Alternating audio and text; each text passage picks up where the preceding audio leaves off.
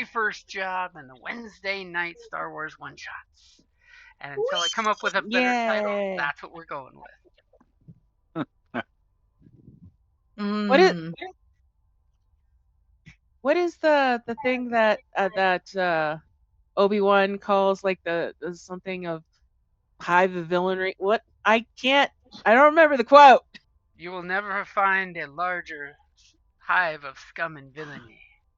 So, we're the ship of scum and villainy or something. No, we are not. You guys are not actually scum and villains. You're decent No, we are not. That was something Megan was kind of clear on, that she did not want to be filthy scum and villains. Okay. I totally have to work very difficult to frame you guys as scum and villains. Worked very, very hard to have a very legal, very not pissing off the government ship. And well, we're going to start up. I'm going to make your tokens and all that good stuff. So just make sure you've got pictures on your character sheets. And since y'all know each other, because y'all work together and you're on the same boat, I mean, feel free to introduce your characters as these semi-regulars, since, like I joked earlier, this is supposed to be a collection of one-shots, but I think y'all are going to make it a campaign, because I know every one of you individually, and y'all ain't made for one-shots. Y'all want campaigns. He's spreading rumors like that. You just cursed us, Jim. I will totally put Megan on the spot. In 6 months. And say, let's have our captain go first. It's all on you, Megan. Okay. I am Captain Aurora. This is our ship. She's beautiful. She's mine. What's her name? God damn it. She has 2 names. She is... Where's her name? Yeah. She has 2 Starburn names. On what I'm seeing. Yes, she is. As far as you guys know, her name is Starburn. That's the ship's name. Yes, that is the ship's name, as far as you know. I have papers that say her name is Starburn and everything. I like how you threw out there, I have papers. You got papers? I do. I have papers that say her name is Starburn. Let's see. I am a humanoid. That's pretty basic. Humanoid. That describes like most everybody. Yeah, well, if you look at my character little icon, that is what I look like. So I have whitish silver hair that kind of sparkles. I have my eyes are stars, not like they have starbursts instead of regular irises. So I'm not like a human, but I'm a humanoid. I run a mostly legitimate business. I take fares. I don't do a lot of smuggling, but in the right situation, I've been known to smuggle a thing or two. When I described like the kind of work that I do, it's kind of like when like you watch Doctor Who and he's like, well, I don't interfere. I can't touch the timeline. My job is, in and out, just observing. But then you get dragged into everything. That is kind of how my life operates. My intent is to stay out of trouble, but watch how that fails. Stay out of trouble until the dice are involved. Or the story is involved. Hey, plot happens. It does. And I am going to apologize because now that I've introduced myself, I am going to mute for just a second and kennel my doggies. At least you're muting, so we don't have to, be party to it. I'm kenneling, not murdering. I don't need somebody showing up at my door knocking, going, "Can we talk?" Having somebody swat us with PETA.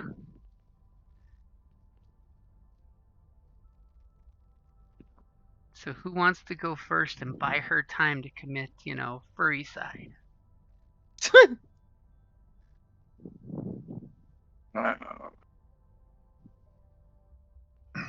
I'll go next. Uh, Castrox Skami.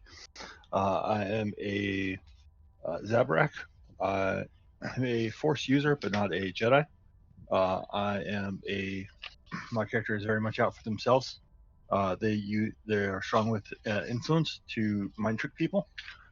So he is going to be well on his way to the dark side. But overall, he's a nice guy. Just he's out for himself. So he's not like a murder hobo or anything like that. So Hey, I mean the dark side gets a bad rap, but remember we're constantly in flux between the light side and the dark side on a regular basis.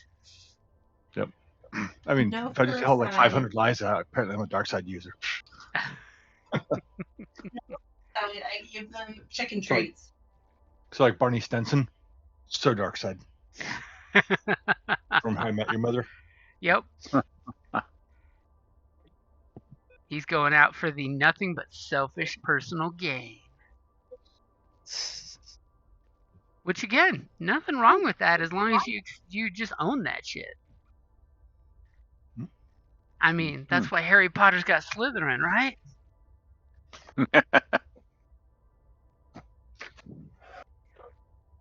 They're not bad from their point of view. Exactly.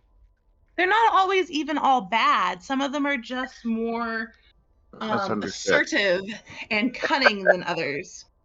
So what I'm hearing you say is they're great ex-boyfriend or girlfriend material.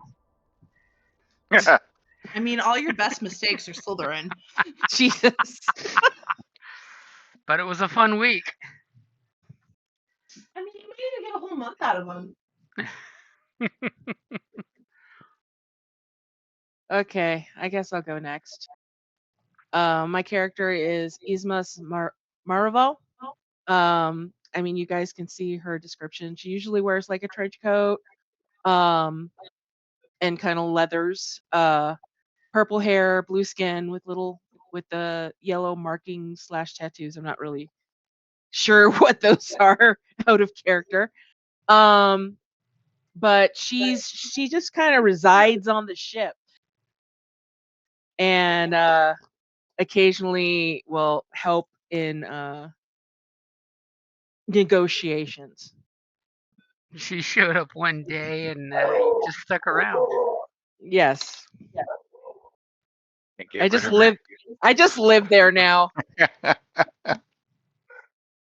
They're like, "What are you doing on the ship?" I'm like, "I live here now." And they're like, and everybody's like, "What?" And then you just live totally there now. said, I'll play you a game of cards in exchange for a berth on your ship. Yes. There's absolutely no cheating whatsoever at all. Lies. Sounds completely Prove it. legit. Prove it. It's only cheating if you get caught. All right. So my character is Quadro. He is unmistakably a Rhodian, and he is the fixer on the ship. So he's like the description, basically a genius with gadgets and gears, and keeps the ship running. And he's joined up on the ship on a mining station and has been hanging around and keeping the ship on tip-top shape for the captain. He is also accompanied by Tink, his pit droid, modified pit droid assistant.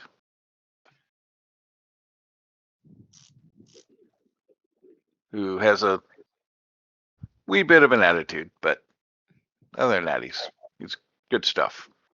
Do pit droids talk? Or are they like R2D2 and they make little noises? They make noises. Yeah, you got to speak binary. Okay. And they're So- ridiculous. So he if you speak binary, yeah, he's got a little bit of an attitude. But other than that, he's a good guy. But for everyone who doesn't speak binary, they just hear a lot of just kind of sassy beeps. Yeah. I don't know. I totally shared. There's an episode of Rebels where Kanan and Ezra are talking about practicing force levitation. And if you listen to the recording where they come out and like, yeah, we'll levitate Chopper later, and the kid's like, ooh, does that mean I can drop him? And he literally, the droid turns around and goes, what the fuck? And he's, you know, it literally does. If you're reading the lines, it sounds like he's saying, what the fuck?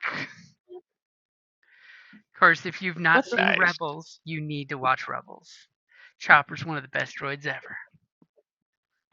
It's one of the best versions of Star Wars, I think, that like came out serialized in recent time. Hmm. Yeah, I just rewatched it last month. I was sad that they discontinued Rebels like 2 seasons earlier than what Filoni wanted it, just because they were launching Resistance to help with the new trilogy. Ugh. And I'm like, I've watched Resistance, and it doesn't add anything to the Star Wars verse. I mean, Yep. we all know if you ever watch Resistance with the different flyers, you know, because it's all about test pilots. It was totally meant to sell ships that you could buy in the toy store and interchange the parts. Well, That of course. sucks. Because you've got like the ex-Imperial TIE fighter who wears the helmet and chest piece but has ripped sleeves with tattoos, and his ship's kind of a torn apart TIE fighter but built better. The Rhodian's got a very Rhodian color scheme going, and then you've got the cool chick with her red racer. And all of them, you can so see by looking at them, were meant to be interchangeable pieces. It's like these sly dogs. It's all about the marketing. Because Rebels never really had a lot of toys. No. I mean, Rebels gives us, you know, Imperial Mandalorians. Who can say no to that?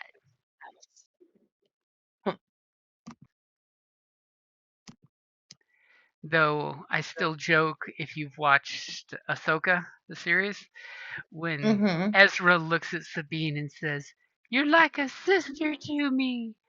And any hardcore Rebels fan hearing Ezra say to Sabine that she's like a sister, we all cringe inwardly.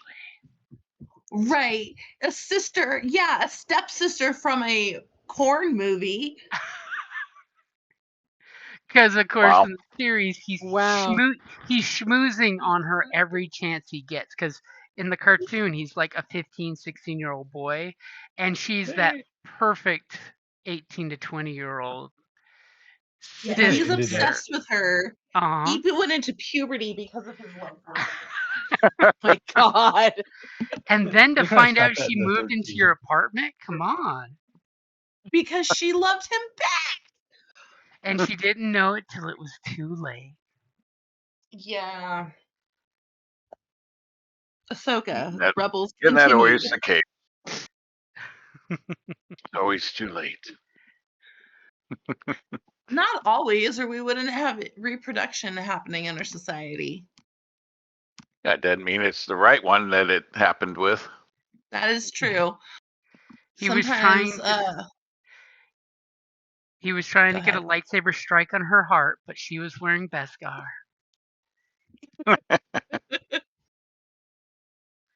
Jim, can I ask you a technical question on Roll20 that is driving me bonkers? Sure, what you got? How do you shrink our individual, like at the bottom of the screen with our names and our pictures? I Okay, used to be able to do it, and now I can't. in the right-hand corner, go ahead and click My Settings. It's the little gear. Yep.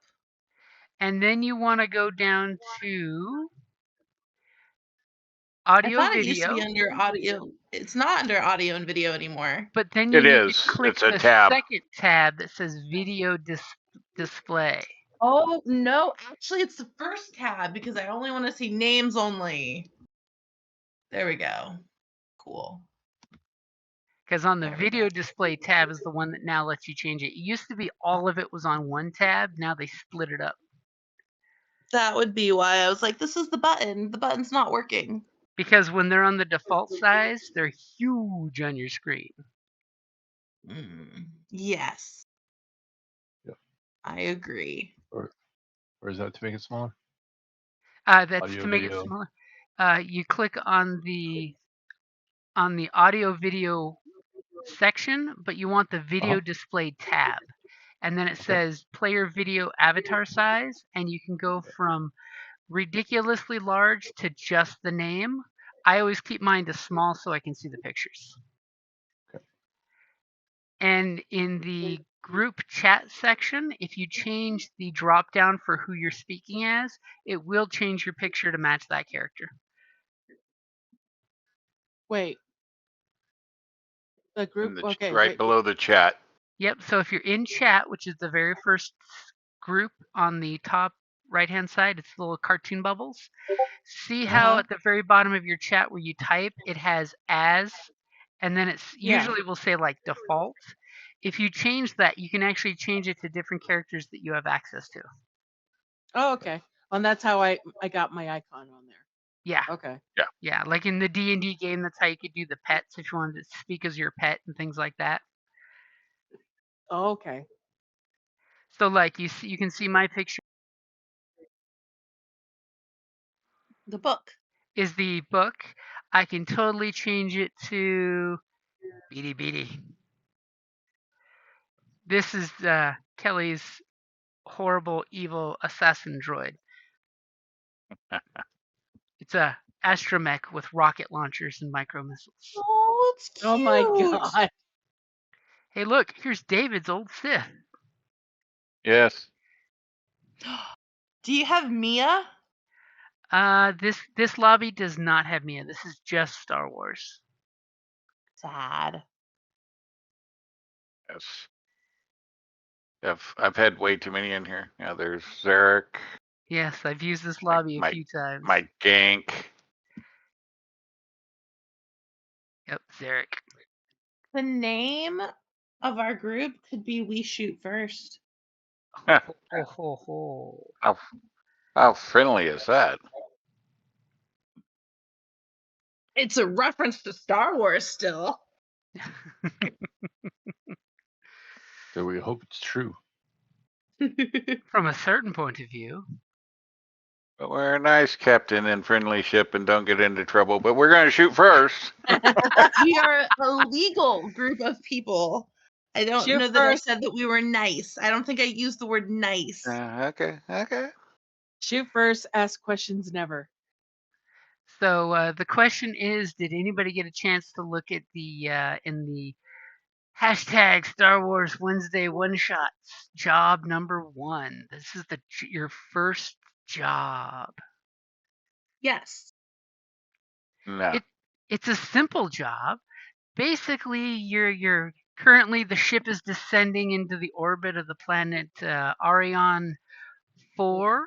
There's a nice little Republic outpost that you're gonna go there and meet your contact, Garev Tull. He's a actual licensed Republic transport broker who you guys just know from personal history has some black market ties. You know, he was instrumental during the Old Republic War when the Sith blockaded Coruscant in arranging the smugglers to break the blockade.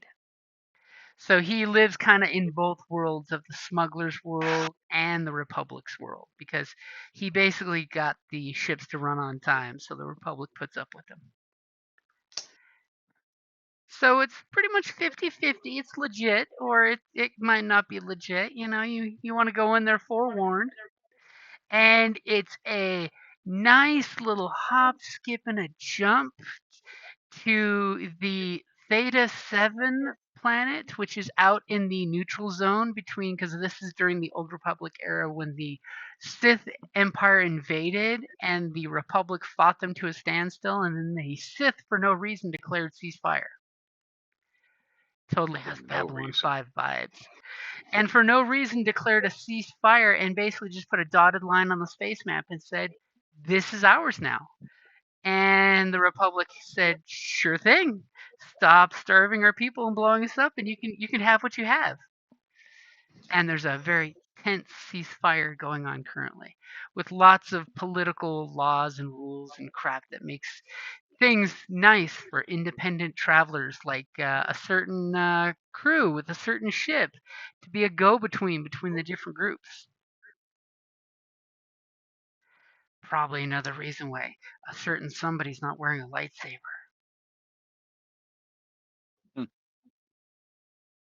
So the job, it pays good money for something that's only like a 2-day job. It's 3,000 credits unless you want to try to negotiate better out of toll. I mean, I personally would, but that's because I'm scum.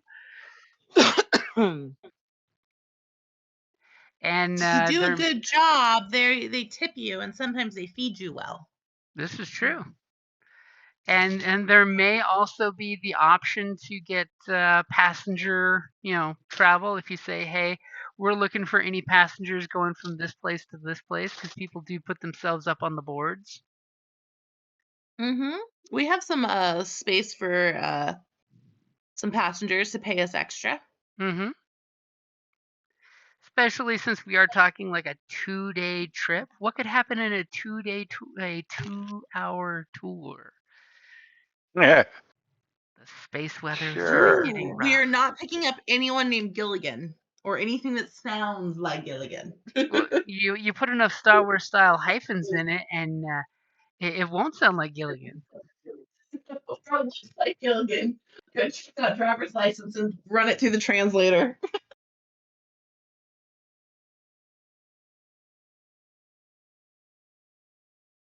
All right, I'm super excited to play with my super complicated character sheet. It's super simple. I don't know. I don't feel dumb a lot, but looking at my character sheet, I feel dumb. You got a character. You basically use skills and combat are the two main tabs that you click through.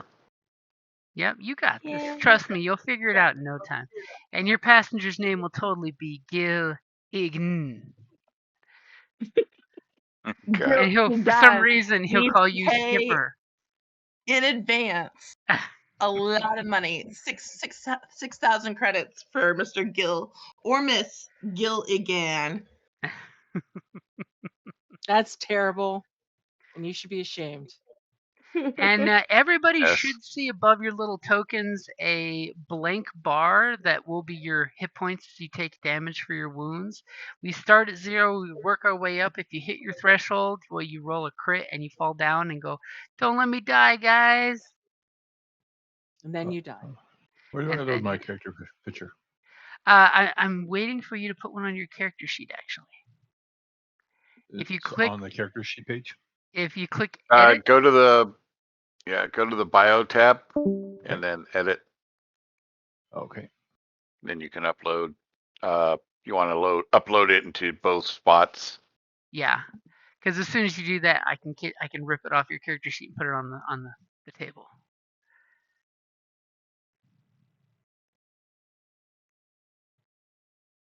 So as the camera pans back, and that's a good choice of picture, by the way. As the camera pans back, we all of a sudden see the ship just blast past the camera's point of view with the planet in front of you guys. It's pretty much a gray, rockish looking planet. As you slowly go down to land, you see the lights at the starport there, and conveniently your client has a private hangar for you because, well, you're kind of doing work for the Republic. You are, but you aren't, because it's to deliver medical supplies, so you're not officially doing it. You're kind of being paid just to deliver it to the Republic base there.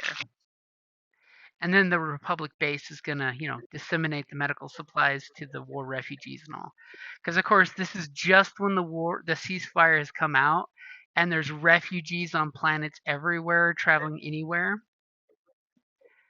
And being in the neutral zone, a bunch of people escaped Sith space as quickly as they could, and pretty much got into any ship they could, overpacking and overburdening, and pretty much got dumped off at the next habitable world if they were lucky.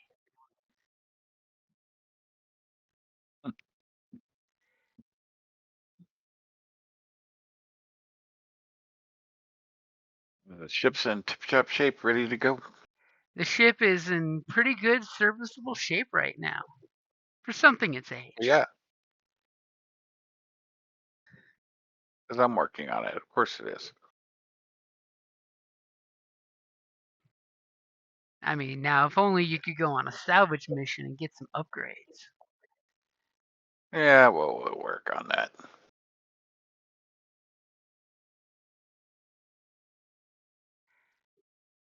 So on the way to landing, is there anything you guys are doing?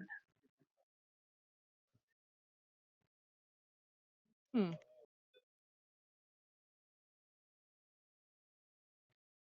would probably be just checking the systems. Okay, everything got solid green lights, including that one breaker you had to flick to get the flickering Oops. green light to go solid green.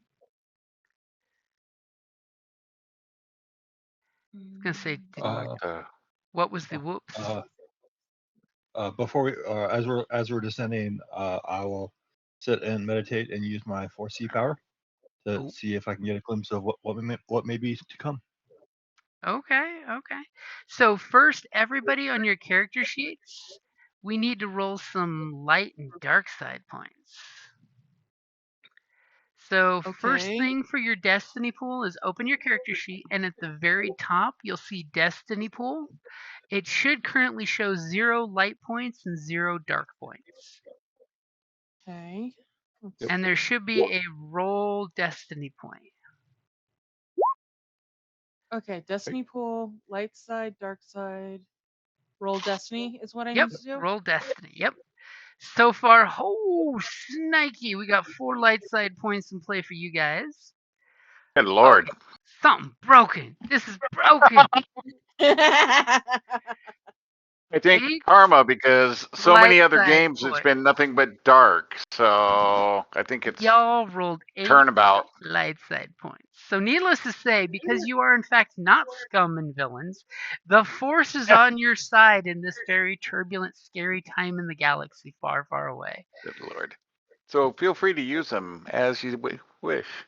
Yeah. So one thing I was going to ask, because I don't know if we said anything about it during the session 0, but normally in Star Wars rules as written, both GM and player can flip light side and dark side points in the same skill roll. Do we want that, or do we want just one side to flip? Basically, if two sides flip, it makes gonzo things happen. I'm good with I don't either understand or. what you're asking. Can you So- ask us again Sure. in like 3 games? So if you flip the light side, it allows you to upgrade your roll to add an additional yellow or potentially a green if you're already maxed out. If he flips a dark side, it allows him to turn one of the purples to a red dice, which then allows for a threat or a despair to potentially come into play. So it would allow for both people to upgrade their chances of either defending or hitting or whatnot. Basically makes Or gonzo shit happen when skills are rolled and everybody's flipping story Yeah. points. so I'm gonna when go it, with what I said before, and can we play a couple couple Okay. sessions, and then you ask us again? Like, Okay, to I'm keep cool it with simple, that. keep it simple. Let's just do one Yeah, spin. so because Yeah. normally just to keep Good. things easier, it's just one flip instead of both of us flipping and things go crazy. So I'm good with for now we'll do just one flip. So basically whoever clicks the use destiny pool first gets to use it. So if you're going to use it when you're doing a roll and I start talking a lot, I do like to hear my own voice, but it's probably a tip that you better use one or I'm about to click it when you do something cool. Yeah, the advantage there is if you flip it, you're getting an upper edge in your roll. If he's flipping it, he's making it more difficult for you. Yeah, it's basically upping the difficulty. So yes, he does tend to talk a bit, and as a hint that I he's try getting to ready give to you do the something. opening. And sorry, Duncan. So you were saying that Isqua is going to be not Isqua. Castox was going to be meditating. Yep. Was use Okay. 4C. And are you mostly a light sider or a dark sider, by the way? I am currently a light sider. Okay. Currently? Yeah. I So feel like you should have some more sentences. So what I mean by asking that is normally the destiny points have more dark pips, little dots, than light dots. So light siders use the light side of the force. Dark siders use the dark side of the force. Each group can use the other team's points, but it costs you 2 strain and you have to flip a destiny point. So basically, like for a Jedi to use the dark side, you're internalizing rage or anger or doing something dark and deep, and you're letting yourself give into that darkness to use it, because it's not bad. It's just the dark side. And for dark siders, they're like, "Nah, I'm grumpy. I'm gonna use the light side and say it tastes like Cheerios. Grr, I'm angry." So no one's heard of a gray Jedi? There are no great Jedi. Technically, they don't exist ish, but basically, it's a Jedi that's on a bender of like, dude, I give into my feelings every so often. I'm not a robot. Because let's be honest, it's totally the events of the Acolyte season 1, which we'll never find out what happened in season 2, that made the Jedi in the prequels such stick ups the butts. I haven't seen Acolyte yet. You should A couple totally of my watch friends were it. just talking about it. Too many people have complained about it. Nobody's actually watched it. See, the I watched problem it. is if I watch Star Wars and the child isn't home, I get murdered. And he has so many shows that we're watching, we haven't gotten to it yet. Well, see, that's why he gets no vote. So I watched it. To me, it was very meh. It had some cool fight scenes in it, but overall for the story, I was not a fan of it. Oh it yeah, was, when you see the lightsaber reveal fight scenes, that was actually pretty damn good choreography. Problem Yep. is, it's a noir story, so if you don't like noir detective stories, the dangling the mystery box over your head for so many episodes is going to kill you to watch it. Okay, but 'Cause like they're murder mysteries are my jam. well, there's basically a big mystery, and it goes for 6 episodes without really telling you anything. Which, in this modern era, is too many episodes to drag that shit along. I mean, what is this, Lost? Okay, but like, is there murder with my mystery or just mystery? It starts like the first 4 episodes is 3 murders, so. Okay, so it sounds like it's totally my jam. Oh yeah, you will enjoy it if you're able to binge it in one shot. If you were strung along 1 episode a week, you probably dropped off after episode 4.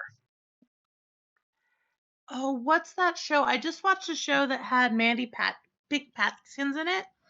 It was really good. Oh, Mandy who?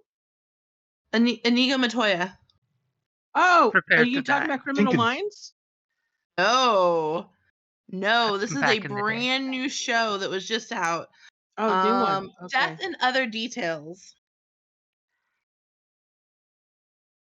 Okay. It is a murder mystery on a cruise ship, a yacht.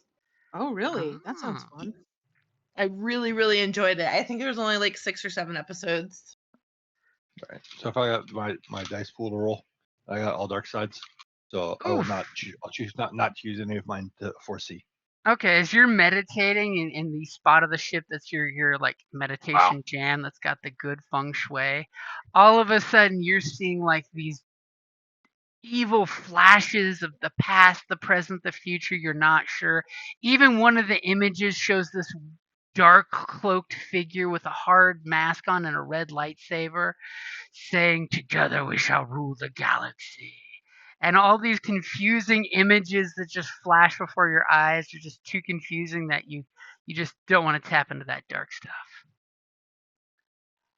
Obviously, you as you were landing, you must have flew through like a battle zones haunted area. Not If a you come out of Jedi, but you have 3 Force dice. Holy cow! somebody made sure to burn straight to force points. Somebody knows what they're doing with force powers. I also took the optional rule by 30 points for force rating at Get a character pip. creation. Yep. So, but I have no combat skills and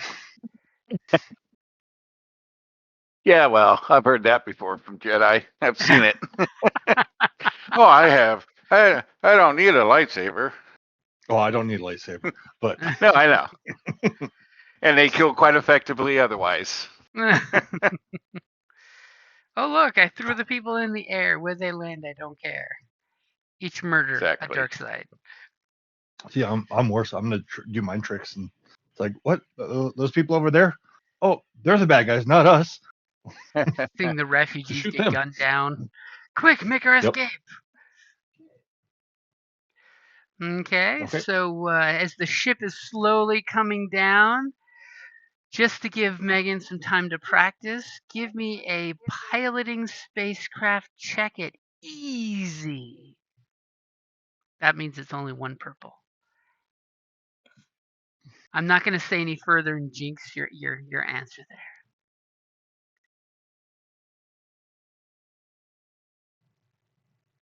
Hello? Can you hear me? I can. Okay. So is this planetary or space? Planetary, correct? This is space. Planetary would be for like cars and vehicles on a planet. In You're For your piloting spaceship, a it's always spaceship. going to be space. Okay, and I roll my dice, my little thingamajiggy on the right, correct? Yep, exactly. It scares me when the pilot doesn't know what they're piloting. Are we on the ground or are we in the air? I don't know what we're This doing. pilot just feels dumb looking at the character sheet. But I think I did good. That looks like goodness. You did fantastic. Sweet. I'm an excellent pilot, y'all. See? Pilot, y'all. Oh, Y'all. and also just a quick note, difference with this game is, as your, Jim will say, give me a pilot roll, verify that he's got the dice pool ready before you just click the dice, Yeah. Make sure. I'll because let he's you got to know. set up the back end, Go unlike ahead and D&D. roll because I have to actually put in the dice pool for your difficulty on my end. Also, Duncan, what is your character's obligation? Betrayal. And what is the magnitude of that betrayal? 10. Ooh, interesting.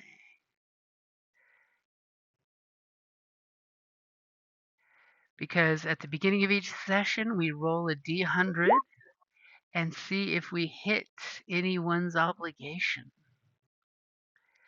And damn it, I rolled too high. I mean, if I rolled under 45, it means someone's coming up.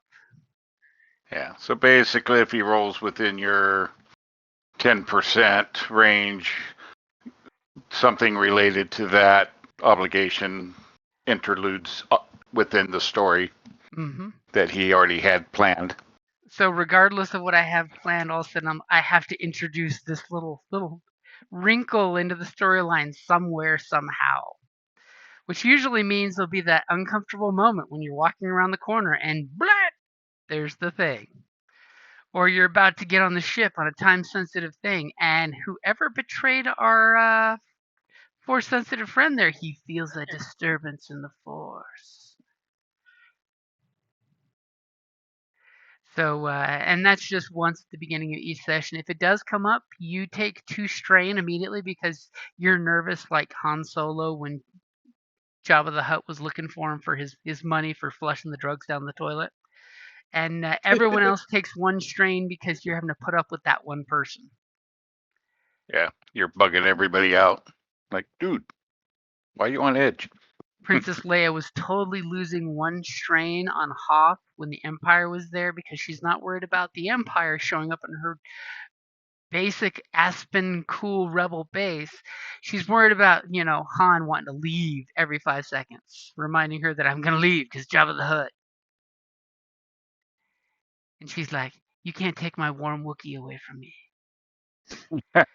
So with your 4 successes, that is a really great success. And you have 2 advantages there that it gives you a suggestion of reveal vulnerability in opponent's piloting style, vehicle, or get a benefit. Basically, you tell me what you'd like to use those 2 advantages for, and you can pretty much totally have it.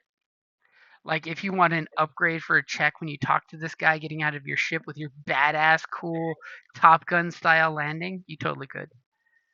Yeah, you came in. That sounds excellent. I would love an advantage in talking to the person we're about to talk to. Okay. So I'm Came assuming. in all hot dogging. Yep. Came The in, landing. did this like beautiful last minute, hit the brakes and stopped. Perfectly So this does timed. also suggest that I can find a way to modify the vehicle to make it more effective in the future. That's a either or. Like I could pick that or what I just said. Correct? Correct. Yeah. Okay, then I'll go with what I said. Okay, so you guys have the landing pads clearly got its little blipping lights for you guys to get out, and the loading ramp opens up as you guys come all out, and immediately your contact you've seen him on HoloVid before, so you know his face, and you've heard of his reputation before, by reputation, and he just looks, my friends, my friends. Yes, he's totally that. Balding, Right. big-bellied human as he looks at you and says, "Thanks, you're just what I need here, my friends." And whoof, that landing! How do you do that every time? Just a skill I was born with. And I do a little cheeky wink. Cheeky wink.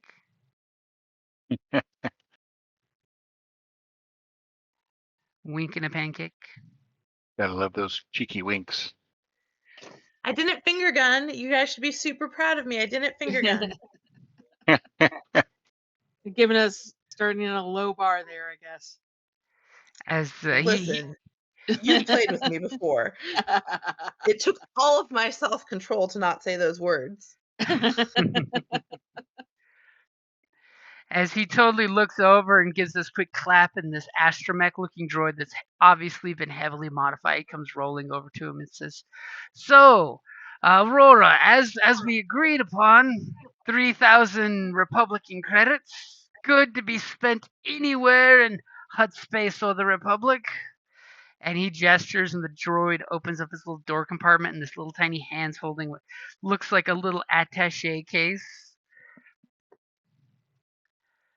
So, do we have a deal that you'll take these medical supplies and get them delivered over to Theta 7?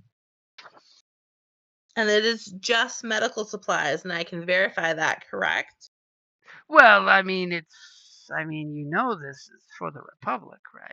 I mean, we don't want to brag about it, but it's got Republic seals on the crates, so we don't want to open it because that would show someone has tampered with the gear. I mean, I haven't even opened the containers. Okay. And I can verify that those seals are intact, correct? I mean, you can go look at it if you like. I mean, the Of little course. holograms look unbroke to me from over here. And the little droid just starts Well, bippity bipping it at him, like, and in binary it's saying, "We didn't put the stickers on." Shush, shush, shush. never can be too careful. Oh, I heard a bippity bip. What is that? You're hitting the wrong button. Okay. As all of a sudden you guys see Kastoff doing athletics for some reason. And it doesn't look too impressive as he falls off the boarding ramp.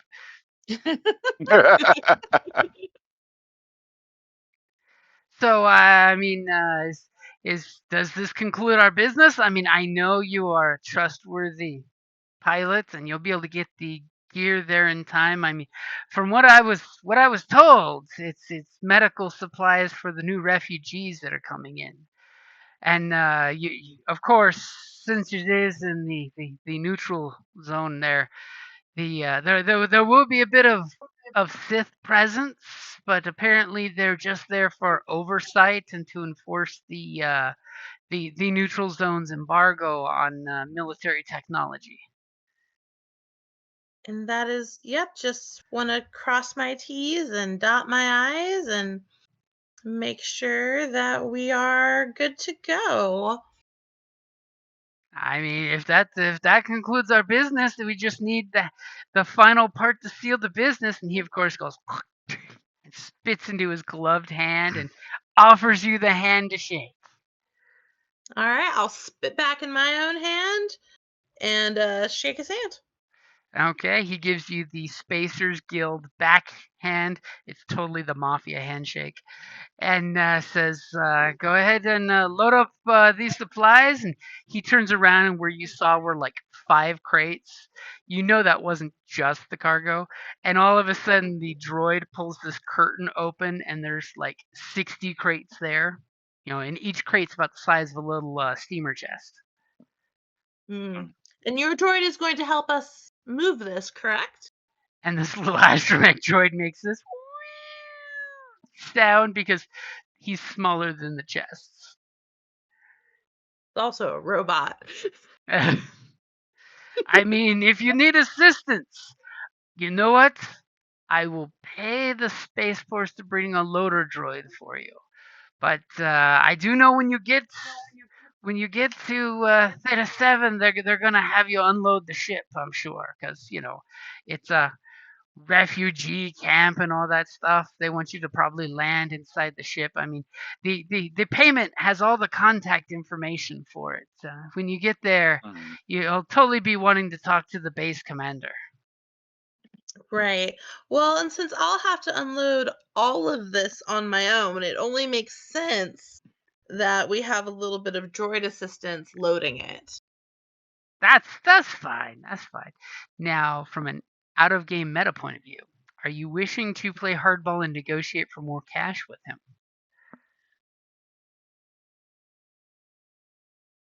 I mean, that could totally be a thing, but it could always backfire.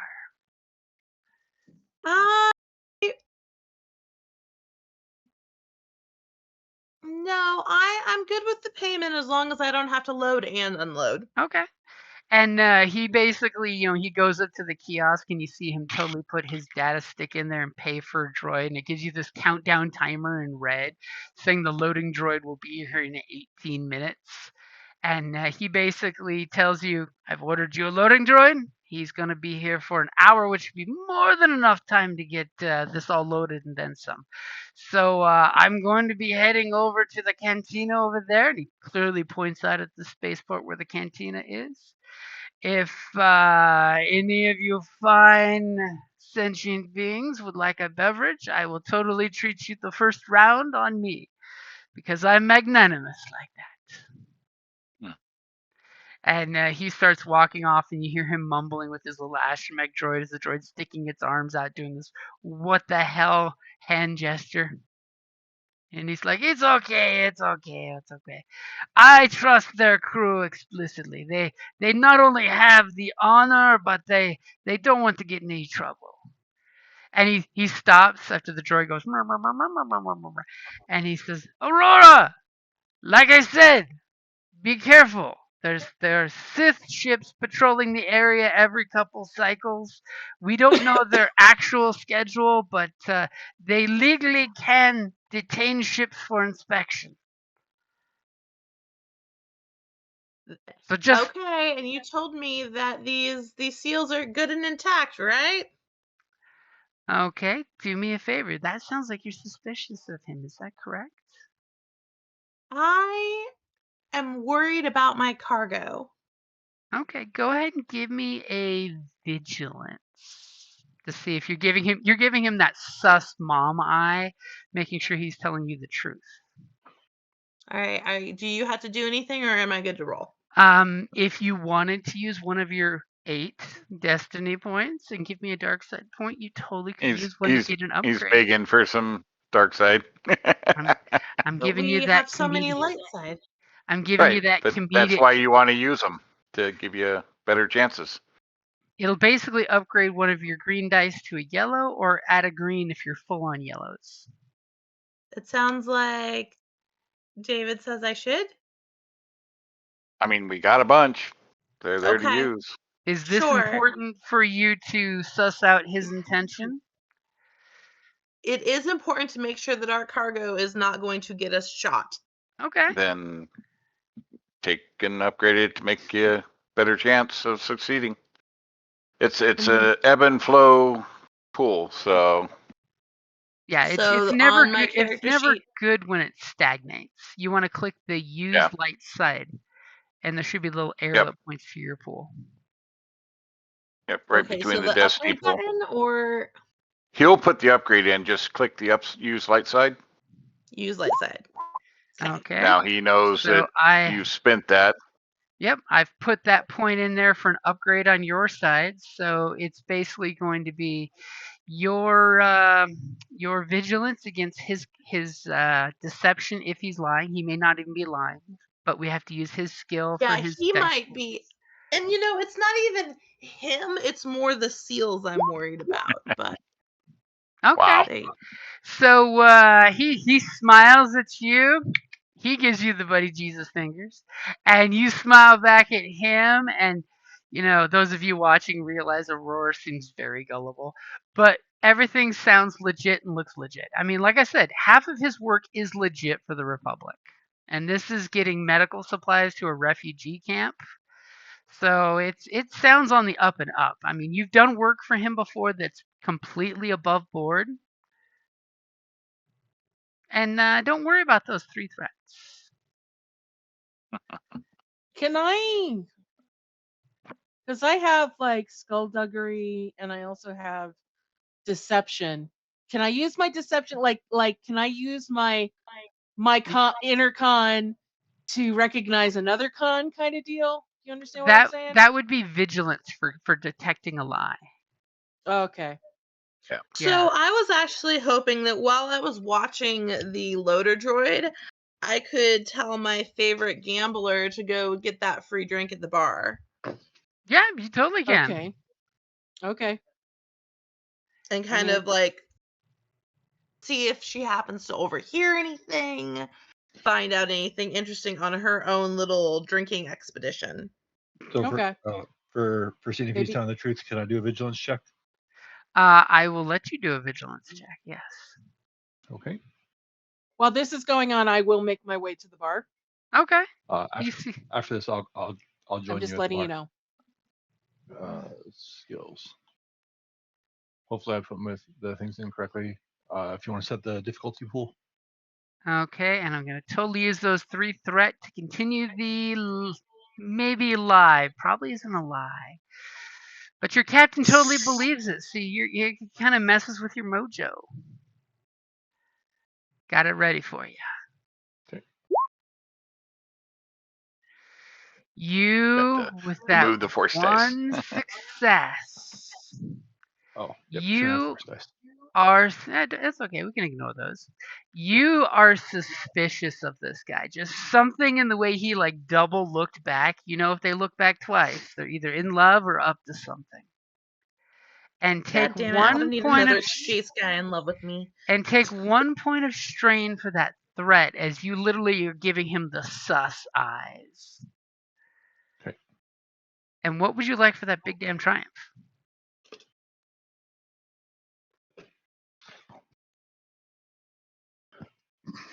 Um, to I guess to know somebody else, so to know somebody on his crew who may know what he's up to try to go see if we can get information from I other will people on his crew.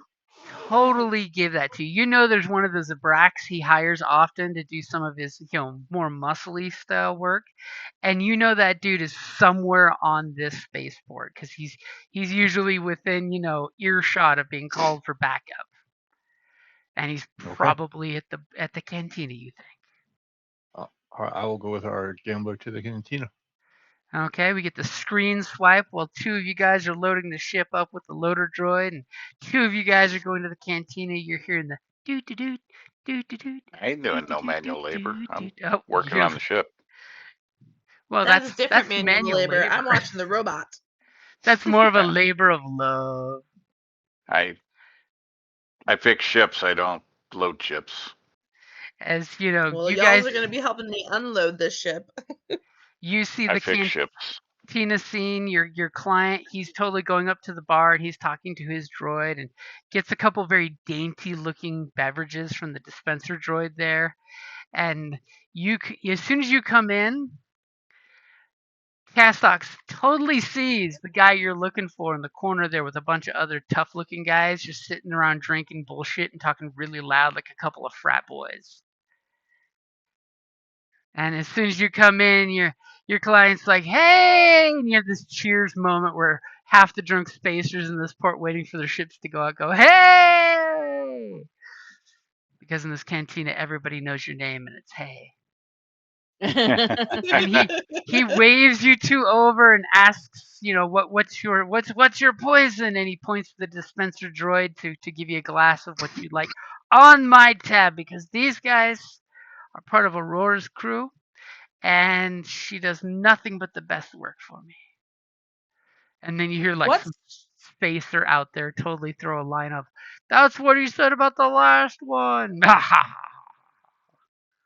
so I want to what's the most I'm not saying this out loud, but I'm going to look at the droid and stuff. What's the most expensive drink do you think this droid is carrying, just out of curiosity? You glance at the little digital menu that's on its chest, the little flat screen that's flashing through the different items, and basically it would be the Norellian Sparkling Ale Flight. Okay, and And it then shows a what is the spaceship fly up, and it's got 4 different beverages, slightly different than the next. okay, and then what's the cheapest thing on the menu? And the cheapest thing is Spacer's Fix, and it's this Okay, black, viscous looking, looks almost like some kind of fluid off a ship with a tint of okay. blue. What is the price difference? The price difference is about 150 credits per glass. Okay. Jesus. I want to get the third expensive thing on the third you know what I mean? Like there's the most expensive, then there's second most expensive. I want to get the third most expensive thing on the menu. Okay. So you get the Corellian Zest, which has got some like bubbly dry ice cloud in it. Looks like a cosmopolitan with a clump of dry ice. But it's got a cool spiral glass. And he's like, "Excellent choice. I always have at least one of those before I leave spaceports. It makes the hyperspace travel so much faster. On my tab, good droid, sir." Now, And can I using like I don't well, I can't say it's perception. Well, maybe it's perception. Can Sure. I kind of look around and perceive like a good mark or like perceive conversations kind of thing? okay, go ahead and give me a perception check. Are you So ready for it? you're looking for a good mark for a con? Possibly. I'm Okay. also doing what my captain said of maybe like keep an ear out for anything interesting. Okay. Go for it. Okay. So from a con grifter's point of view, you totally see a pair of fresh-faced colonist types that are talking to different pilots, going from seat to seat, looking to hire someone to get a trip to go somewhere.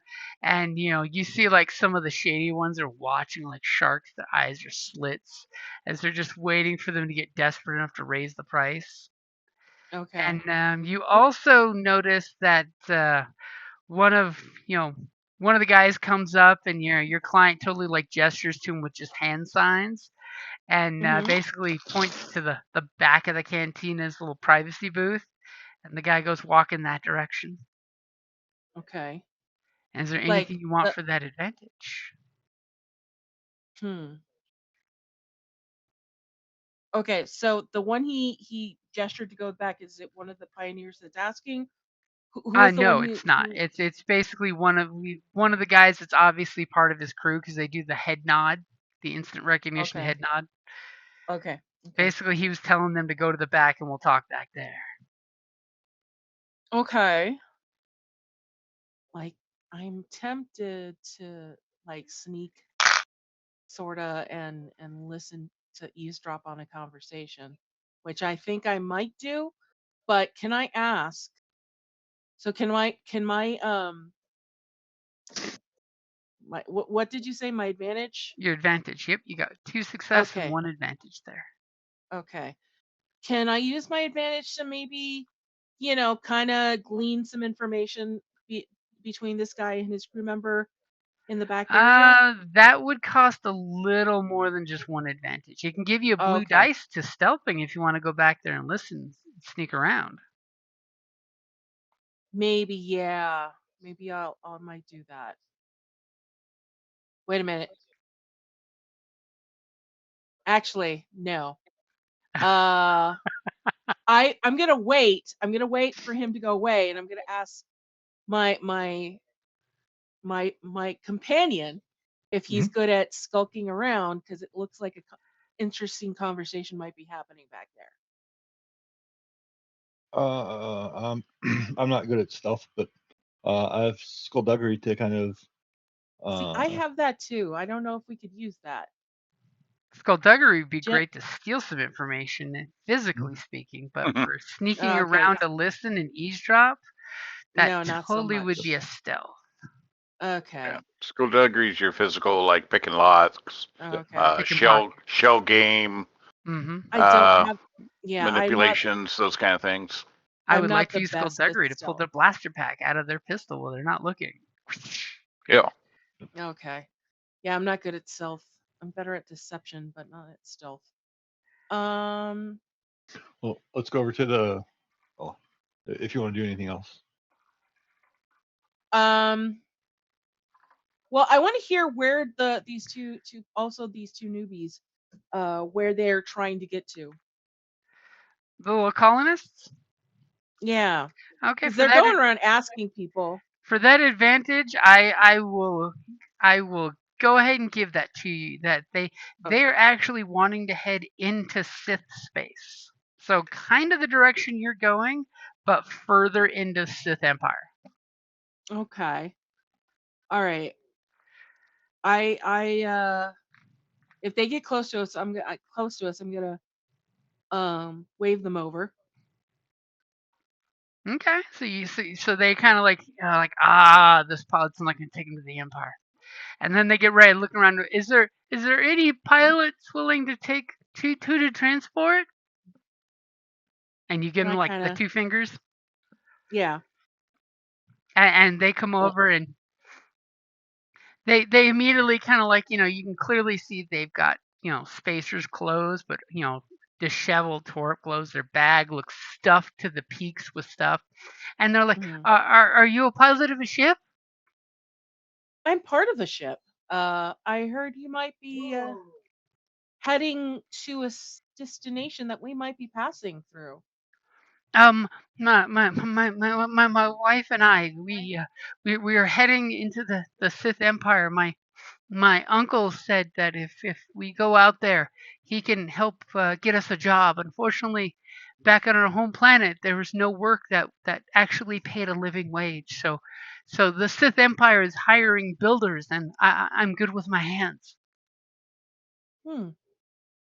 Well, what are you looking to spend? And he kind of sheepishly looks at you, like, for my wife and I only currently have the two, and she elbows him. She's like, "Don't be cheap. I can pay 300 credits for the two of us if you can get us to the new Sith capital planet." And his So wife Jim totally rolls her eyes. rolls her eyes in the way that she thinks he should offer more, or Well, she wishes he could offer more. So okay, I know what okay. you're thinking, and for Hmm. the planet you're heading to, 300 credits is not a bad price to pay for a 2-day trip. Okay, Basically, okay. to go where they want to go, that would be a few thousand credits because you're going Mhm. through Sith Empire. Your ship's going to be strip Yeah, searched a couple times, and yeah, usually they're going to say, "I want to see your papers. Why are you yeah. coming into our empire?" Okay. Well, I could get you part of the way there. Uh, do you think where you would drop us off, it would be easy for us to get a ride the rest of the way without much credits? Sure. And at this point, if I have to use deception, I will. That would totally be a deception check. Okay. Are you ready? Yep. Okay. You easily ply these guys as you're finishing your fizzy special drink, as you're just like, you know what? It's even cheaper to get to the Empire from there. So there's ships going and coming back to the Empire empty every day. So it should be easy to get a ride. Hmm. And they buy it hook, line, and sinker. And he even forks over the 300 Republic credits right now. Okay. Of I course, tuck they're all that in away. mixed denominations. So it's like you're getting tons of $1 bills that are all crunched up. Okay. I tell them where our ship is docked, and we have a general idea. We were told what time we're headed out, right? No, it's Aurora. when the loading droid's done loading. I mean, it shouldn't take long, Okay. especially with your captain supervising it. He said it's going to be less than an hour, and I told you to go get a drink and try to get some information. Okay. So I'm expecting you to be like an hour or longer, depending on how interesting your trip to the bar is. Okay. Well, I'm gonna send them. I'm gonna tell them in about an hour. Meet me, and I'll give the location. A- And I then want to maybe turn and see about casually walking As towards where I saw the guy go.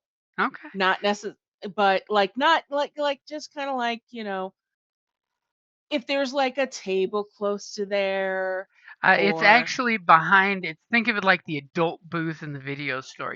There's a little curtain Uh, and there's nothing else that direction.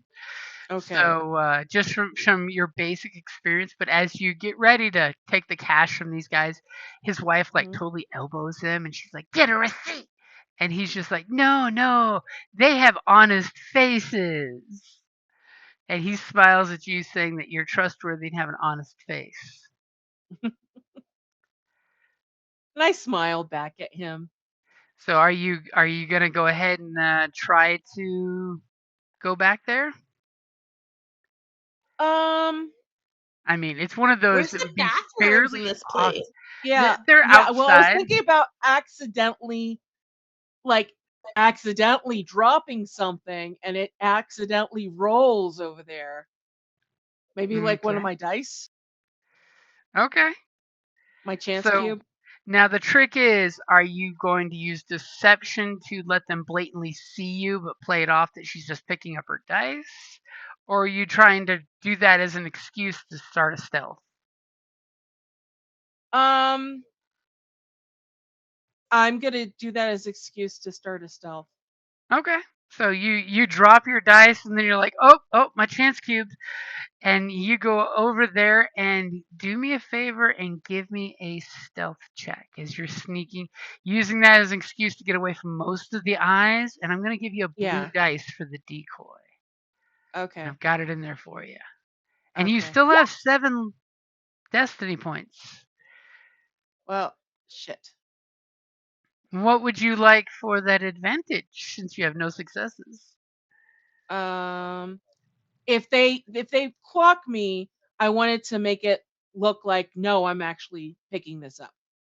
Okay. So you reach over there and pick it up, and immediately you reach down to pick up the chance dice and the chance cube, and you look up, and there's one of their big tough guys with his arms folded, looking right at you, and he closes the curtain. He does that really rude. You saw through an inch of curtain, and he closed it the Mhm. rest of the way, but you see his boots right there, and you can practically feel his stare through the curtain. Okay. I'm gonna slowly pick up my dice and look it over as if to make sure like it hadn't been damaged in the trip over here. Okay. And I want to see if I can use perception to see what I can hear. Unfortunately, you just hear some distant mumbles because you didn't even get close enough to where you could overhear Okay. conversation. Okay. All right All right. then. I'm I'll, gonna. I'll try to help out.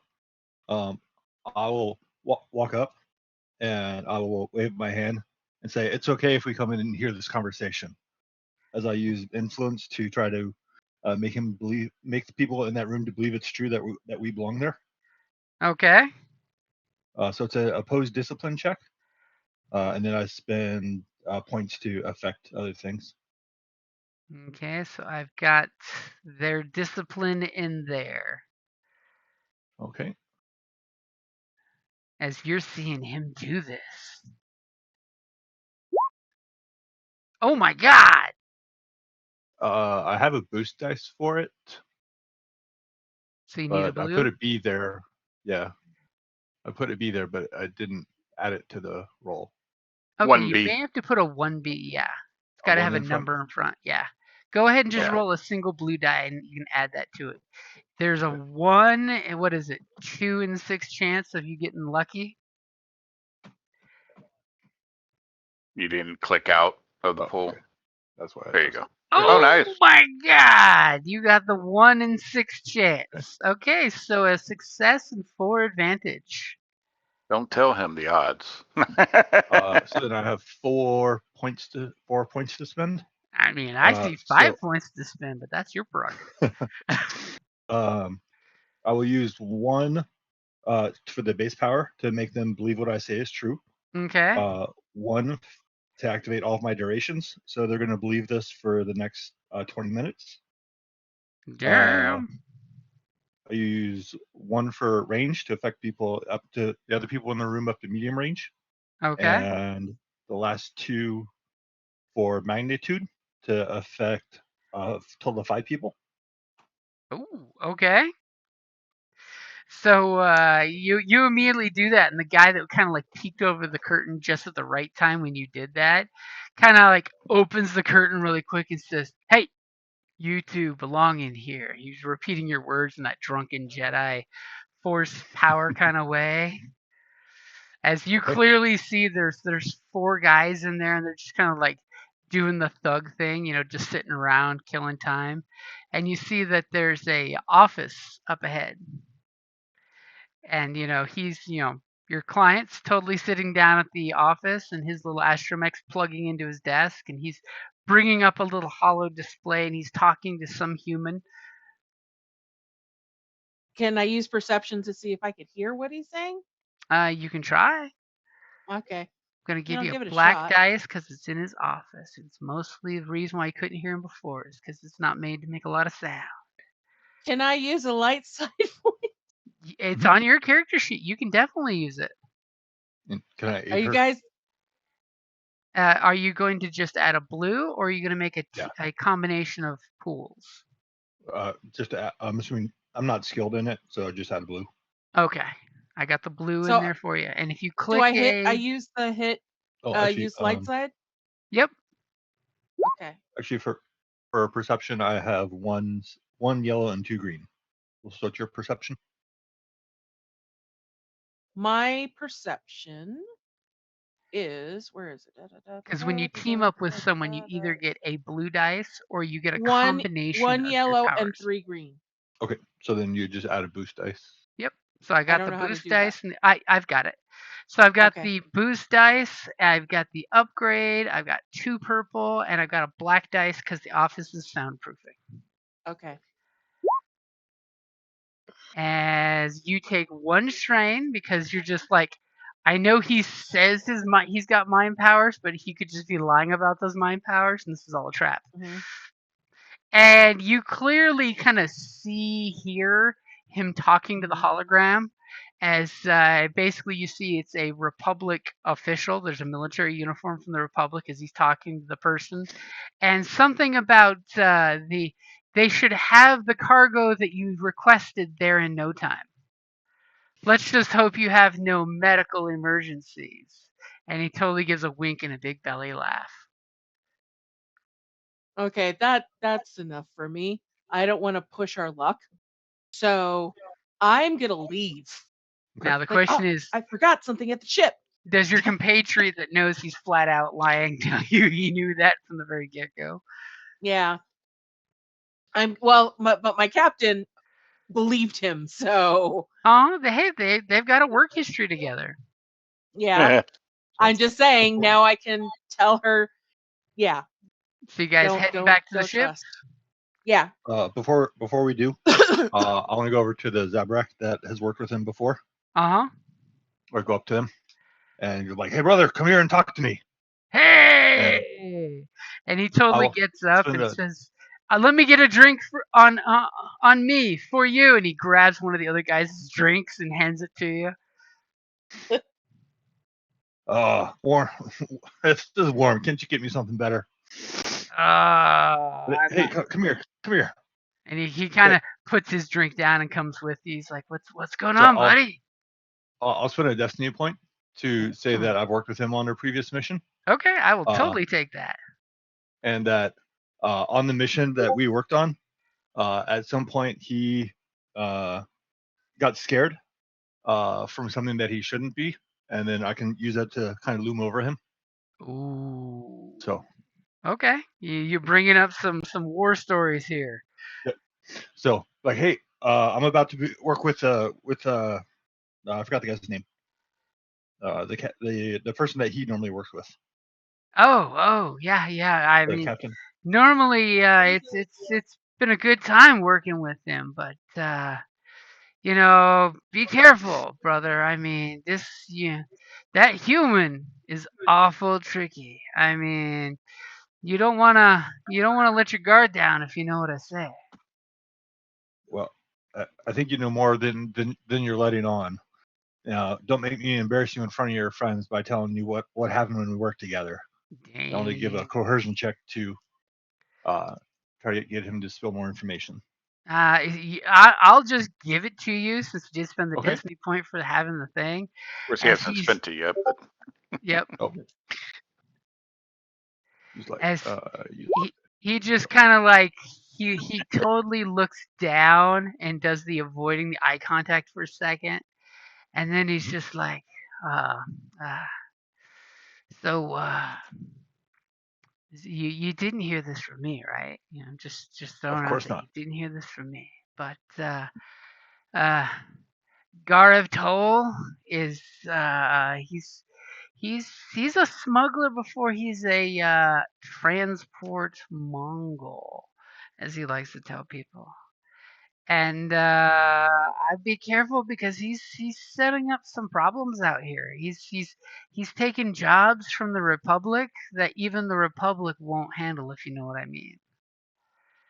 He's been trying to send contraband against the neutral zones agreement out here and trying to stir up stuff. I mean, I don't know what he's sending, but I know it's definitely something that's on the contraband list. And because of that, he's lost like 2 ships to the Empire. There's a couple Sith Empire ships that patrol pretty heavily, and if they find anything on your ship, they arrest and seize. That's the Empire. It's either kill you on sight or they arrest you and seize everything. If All you're right. Well, if you're taking cargo towards the Empire, I'd be doubling down to make sure it's legit. all Or right. don't get Well, let me tell you caught. something. I'll let my crew know to make sure to double check the cargo before we ship out or before we accept it. Thanks. Here's your drink back. Next time, buy me something better. And he takes a drink out. He's like, you're right. That's warm. Stuva, you were drinking warm swill. And he puts it down and picks up his glass and drinks from the cold, frosty one. As you just hear them kind of like laugh and jeers. I'm assuming you guys are heading back to the ship? Yep.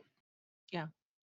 About enough time has passed that the labor droids just finished the last cargo container. There happens to be that cute refugee couple standing there totally talking to your captain about how your booking agent took our credits already and said to meet them over here. See, there's your booking agent right there, and they're totally pointing at you guys. And I come back and I'm gonna pull the captain aside.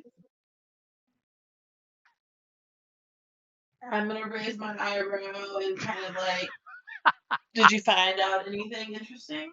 Yes, I did. Also, let me talk to you a little bit. And I pull her out of range of hearing of the Okay, the ship's got plenty of places you can use as cover. Okay. Well, I'm gonna ask also like, okay, so booking agents, how much Well, return they spoke? I'm gonna give her like 200 of the 300 because 100's my commission fee. But I'm gonna pull 200 credits Are you out honest and open about that, or are you hiding the fact that you're keeping the tip? No, I'm gonna say like here's the thing. This is my commission, and also, we might be in trouble with this cargo. As the loading droid goes brrr and closes the hatch, it's fully loaded. I kind of was expecting you to say that. What do you know for sure? Well, apparently he was talking to someone in the Republic, basically saying, "Hope you guys don't need any medical supplies," which implies that what we're carrying is not medical supplies. And from what I'm also learning is headed over there, we might get searched, and what's in there might cause us problems. Okay. Well, then what we need to do is take our lovely vacationers and put them in one of our guest suites while the rest of us kind of do a quality control inspection before we leave. Yeah. Okay. I'll give. How about you, booking agent? How about you go give them a really nice cabin far away from our cargo? Can do, Captain. And I go and get the pioneer settlers situated. Okay. They're super happy with the accommodations as they comment about how this is the best ship, the cleanest ship they've been on. That's not saying a lot. Oh. Our ship is very clean. Thank you very much. So I'm gonna grab my tutors and be like, "Hey guys, we need to see exactly what we're carrying to see what exactly we're going to be doing." Mr. Robotics, you have any way that we can bust these seals and put them back without if needed? Mr. Who? You. Mr. Robotics? What? That's what I called you. You're my ship guy, so you can do everything with technology, right? Yeah, that's robotic. I'm a sentient being. Yes, So. but you know robotics. So what are you talking about? What's up with these boxes? So Do we need to break the seals and put them? Supplies, and if we take this out into open space, we are walking into a trap. I would like to know what is in these boxes so we know exactly what kind of trap we're walking into. Oh, let me take a look, Cap. See what I can find out here. I'll inspect one of the boxes. As you totally give her crap that if she would have bought you that tri-scanner you were wanting 3 ports ago, you would have been able to use that. Yeah. A cargo scanner would have been nice, but that's all right. So yeah. I'll get you one for Space Christmas. So normally for these seals, it's like a holographic tape. Like you would get the void warranty if you break this. It's made to break away when you inspect it, and then the inspector would put a new official sticker back on it. I mean, there's many things you could try. I mean, hell, there's even the old-fashioned lift up the cargo box, arc weld a hole through the bottom, and then re-weld it and see if nobody notices. I mean, depending on what's on the inside, if that damages it or not.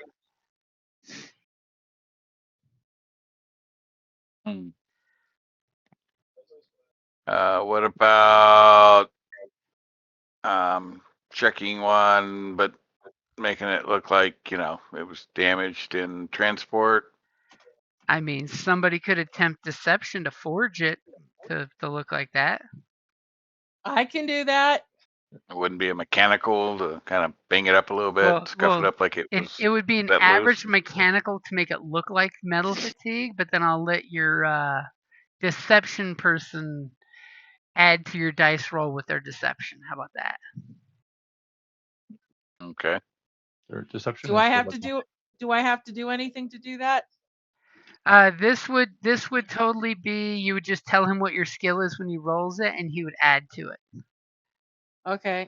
So my skill is 2 yellow and 2 green. And it says -2 black next to it. Okay. I don't know what any of that means. So who's doing the roll, or what? Is it the deception roll or the You mechanics doing the roll? roll. It's going to be you doing mechanics, but she's going to use her deception skill to add to your mechanics. Okay. Well, I'm already at 3 green or 3 yellow and 1 green with a -1 black. So whatever that. So. Okay. So what do you need me to add to the dice? Do I have to tell you, Jim? Well, you said you're two yellow and a green?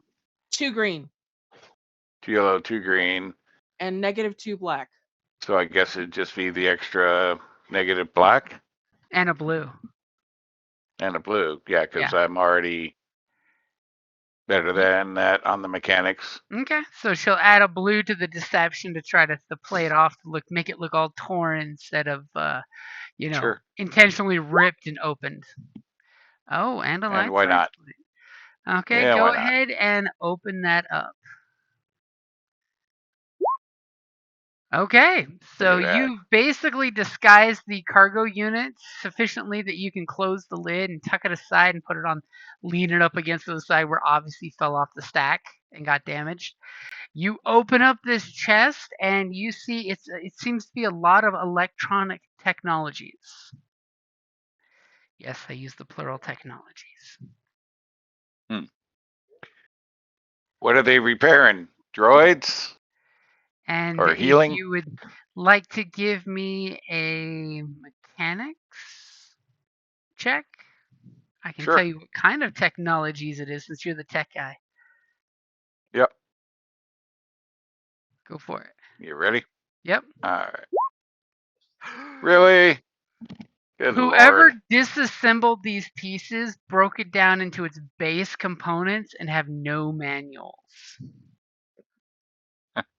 So whatever it is, you know that these are crates upon crates upon crates of tech equipment. Tech equipment that my tech guy can't figure out what it is? Well, it he would looks have like to a open bunch of scrap.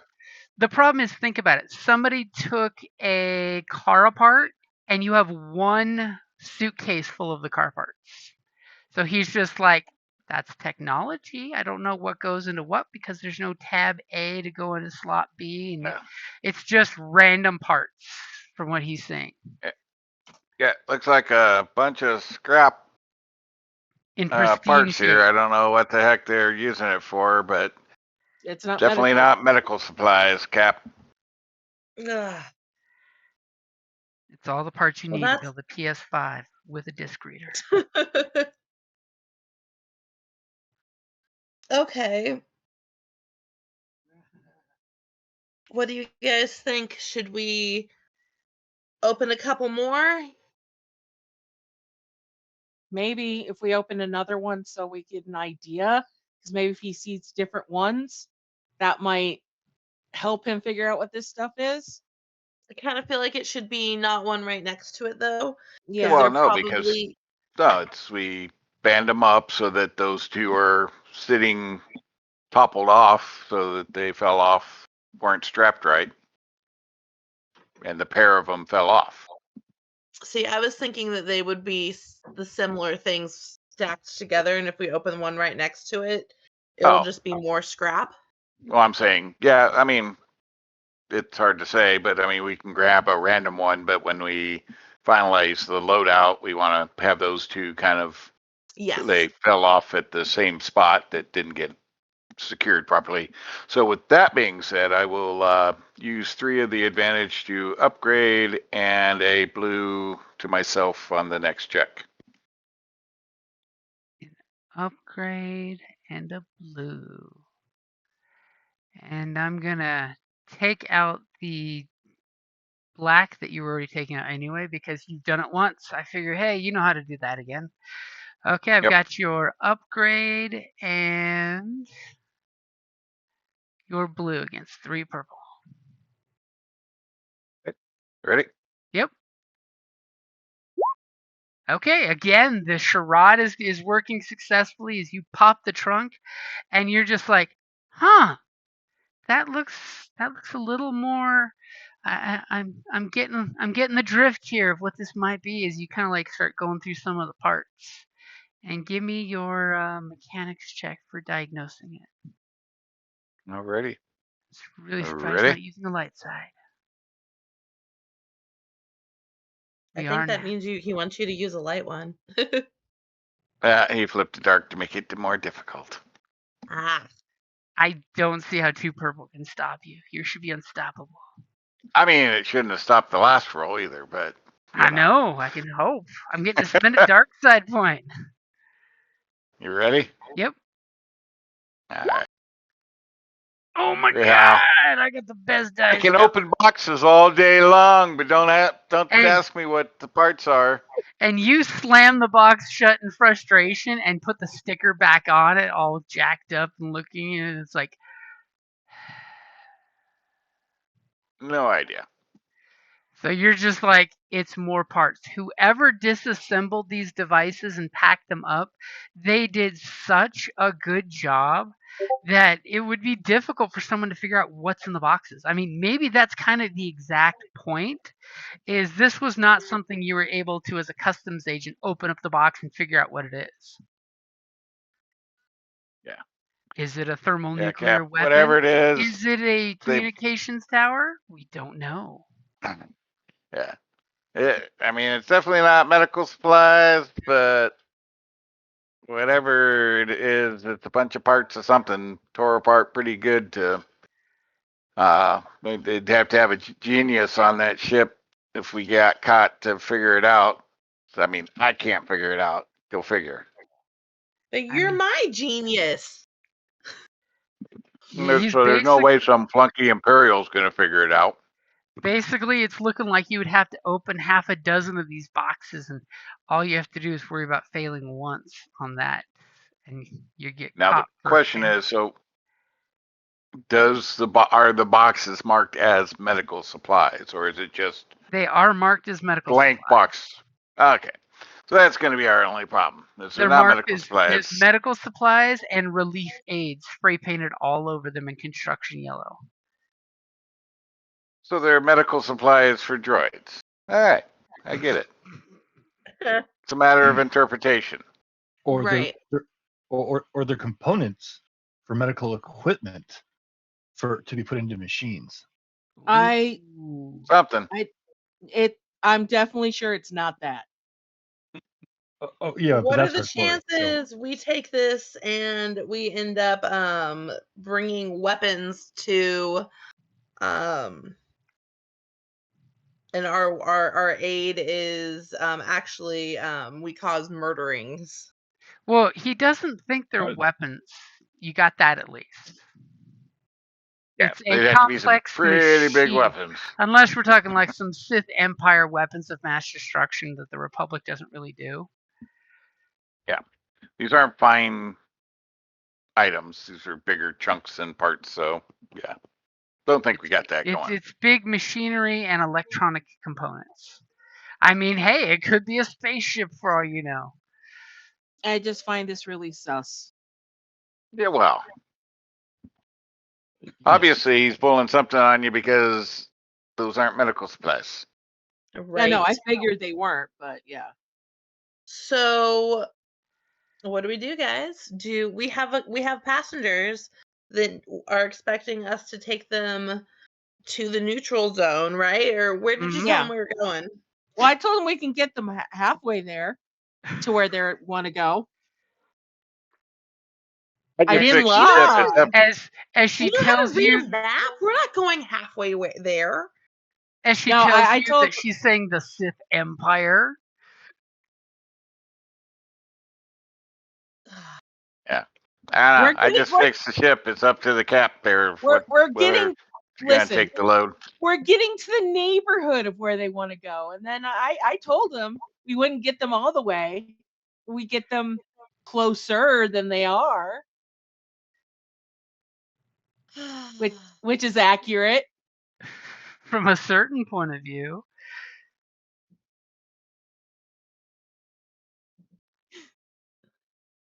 Is our captain okay with stranding some poor refugees on a planet in the ass into space? That's With where they other want to go. with other refugees? Said They wanted wanted to go there. The bigger question: are you gonna transport this equipment? Excuse me, medical supplies. I mean, the deal was struck. Well, we've already. The thing is, what are we gonna do with this stuff? You could always kick his ass and say, "Take your shit and go. This isn't what we agreed upon." And he'll say, "Pray I do not alter the deal further." And we could also turn them in for hiring us to, or for trying to hire us to take this across. Ooh. Just depends on how much trouble you want to get in. Or we could just try to take it across and get our 3,000 credits.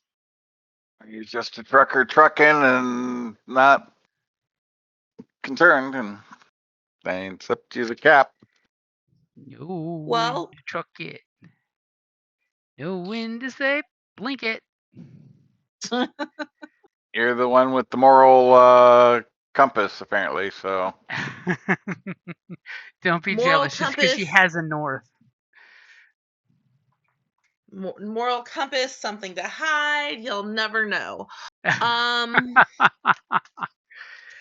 points Well, to the money. what was it? I have a moral compass. It points north to me. Like I said, I think hers points to the money, but that's all right. I mean, for all intents and purposes, the cargo seems legit from the Republic government. So Yeah, but we were told medical supplies, so this is definitely not medical supplies. I wouldn't claim to know what's in there if we get stopped. Look, Well, then I look say surprised, we and I will. try to make a surprise look for a Rhodian if they start questioning. Yeah, I guess we're going to take a little bit longer than the 2 days we expected. We're going to take the slowest, least traversed path, and we're gonna cross our fingers and our toes, guys. Okay. And if we get caught, I mean, I can try to trick them. Yeah, you can use your Jedi magic if you want. I am totally not opposed to that. Jedi. Ugh. This is power. Not they're everybody's just a very Jedi. persuasive. His Yeah. wizarding ways. Yeah. Being labeled. Ugh. Who likes that He's label? using his pelvic sorcery. That was Okay. terrible. So that's sounds like you're loading up the ship as we get the screen swipe as you take off into orbit, and you're looking to make a very hard roll to avoid any possible confrontation in the hyperspace jump. Does that sound about right? pretty much. Normally, Two box. this jump is just 2 purple, and in fact, you were given an updated star chart by your client there that was going to give you a blue to your astrogation. And blue is my friend. Blue is your friend. Blues are good dice, yes. However, you're wanting to make sure that you're making a very hard time so nobody can track your course. Make sure you avoid any possible blockades. So that's going to be increasing the difficulty in extra purple, making it a hard astrogation check. So who is your navigator that plots courses for the crew? Not it. That would probably be moi. I have it checked marked as a career with a yellow and a green. I got 2 yellow, 2 green. It sounds Okay. like you are better at that than me. Yeah. The two of you Of are course I am. sussing over the hyperdrive, calculator, deciding the best course as you're throwing ideas back and forth at each other. Well, maybe if we go through the Vossen Belt over there. No. Let's try the Crimson Nebula over there. They wouldn't take any Imperial ships in that area. They don't like space that's glowing red. And you're using a story point, I see, to bring balance back to the Force. I am. Okay, and I am going to add a black because this is heavily patrolled area. Okay. Okay, ready when you are. Alrighty. Look at that, like a champ. Damn. So what would you like to use all those extra successes for? Well, we'll use some to reduce the time spent so we're not flying forever. Okay. And bear target for destination, place vessel directly into orbit around the target planet. Sure. I mean, that's a great suggestion, especially when you had 6 successes. Yeah. So a little bit of both. Okay, so immediately you guys go into hyperspace, and your passengers are like, "Hey, this is great!" And you even have food as you see them bring out one piece of fruit they've been rationing to share with everyone at the kitchen table during mealtime. Oh man. These I'm guys are gonna just throw them a sad. can of or like a little tube of ice cream and be like, here, you should treat yourselves, and throw them each a tube of ice cream. Does anyone ice cream. spend some heart-to-heart time with them? I'll chat with them while we eat our space ice cream. As Conversation. he will totally spill the beans after one nice gesture like that ice cream, and say that the reason him and his wife is going to her uncle's home in the Sith Empire is because we're pregnant, and touches her belly and says, and if we're lucky, the baby will have Force sensitivity, and the Empire rewards parents for letting their children serve the Empire. Is that the Sith Empire or the? That's the Sith Yeah. Empire. Okay. Yeah. Here, I give them a can of SpaghettiOs. Here, you guys should eat this for dinner. It was nice chatting. I hope our accommodations are well for you. Thank you so much for sharing your happy news. And I quickly but politely GTFO. Okay. As with you get the boop boop boop boop. Everybody's at full strain because you've had enough bunk time to recuperate. So don't go ahead and zero out any strain you got. As the hyperdrive alarm is basically saying you're here, and my God, did someone calculate some great coordinates? Because not only did you go in a roundabout way, you did it faster than the straight shot. And when you guys slide that little hyperspace dial and you crack out of hyperspace, you are ridiculously close to this colony planet. I mean, Before, you are so close, you could get in atmosphere before any planetary defenses would spot you. You're welcome. Hey, we should write down before this landing, course and keep it. Like, this is an excellent, excellent mapping point. before landing, can I meditate to see if there's a glimpse of the future for me? Okay, you can totally do just that. Look at all those dice. As you have balance in the force, because I still have the dice full loaded up. Oh, okay. But look at all Uh, that. Too light, too dark. You have balance. Oh, I only have the base rank, so I can only see one detail the current day. Okay.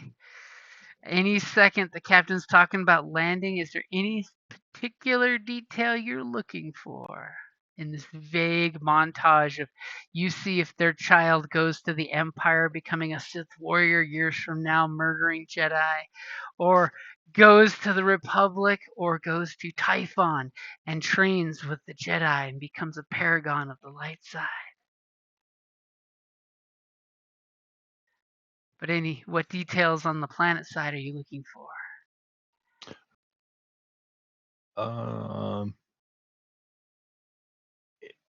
Let's see. Just Cloudy, not be the see future for what you. is and what will be. So, I guess locations it may take us to, Okay. or if there's any major event or major disturbance in the force throughout the day. So as start to feel how the planet you're going to be going to, it's got like stony crap in the atmosphere that's actually hard water, and as you know your pilot beautifully gets you guys to land, and you talk to the base commander who's ridiculously happy to see you guys, and totally offers to let you guys go ahead and go to his commissary. Well, he gets his people to unload your ship for you. And then as you guys come back from the commissary, there's a group of 5 Sith warriors and a Imperial captain on the planet. As you look up and realize while you're in the commissary that a Sith Empire patrol ship popped up and landed on the planet, and the commander is insisting to inspect the packages, and you look over and realize that only about half of them are unloaded, Okay. as this commander is basically calling the legalese of the accords that it is fully within his right to inspect the packages. All right. I'll ask. Can you guys check the radars to see if there's any Imperial Republic or when you said Empire, Sith you Empire. meant Sith Empire? Okay. Yeah. If there's any Sith Imperial ships down there? And thankfully on your systems with just a basic scan, everything is clear. Which of course Okay. makes you think when you guys go to the commissary, that's when things might happen. That's the key pick is while you guys are busy getting spoiled, the troops dragged their ass unloading your cargo, and that's when they showed up. Almost coincidentally timing too. Imagine that. So Okay. that means that we have to unload our own shit fast. Yep. So I'll let you guys know. While I was focusing, the force is telling me that we may have visitors sooner than we will hope for. We must act with most haste when we get to the planet to unload our ship and leave as quickly as possible. Okay, then we need to make sure we also are politely getting our pregnant passengers off our ship. And I look at our gambler and I raise my eyebrow like I can't believe you scammed a pregnant lady. I didn't know she was pregnant. But now you do, and now I do. And so I am like, my eyebrow is super raised when I say getting our pregnant passengers off of the ship as politely and quickly as possible. Okay. The silent I'll work on undertones that. being, you've got me involved in this now. Sending a baby to the Sith Empire. That's karma that's going to come back. Hey, I didn't. Yeah. It was their choice going to the Sith Empire. It was not mine. I am not responsible for bad choices on their part. You All only right, people You're just make facilitated. responsible for your own bad choices. Hey, I don't see anything bad about. You took the money too. Oh. Wow. She I did. gave, I gave them ice cream. Do for our I our- got them closer to where they needed to be. for our delivery, do we have a due date of when we're required to drop it off? You Or- don't. Basically, it was you had a 5-day window. It only takes 2 days to get here, and you made a ridiculously fast time. So it's only been like a day since you guys left. So one thing we may want to do is find a different planet in the system to hang out for a little while to see if my vision comes true of the Sith arriving here to inspect the planet. So like because we're early and see if they leave. Yep. Interesting. Depending on how well our sonar technology is or our radars, if we can basically tell when they leave, then we should know that we have a better window to come unload our cargo.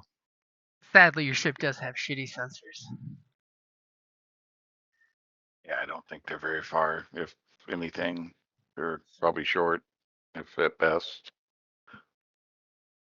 Well, is there another since we're early, is there another planet that we can hang out? Oh, Well, but yeah. also here's the question.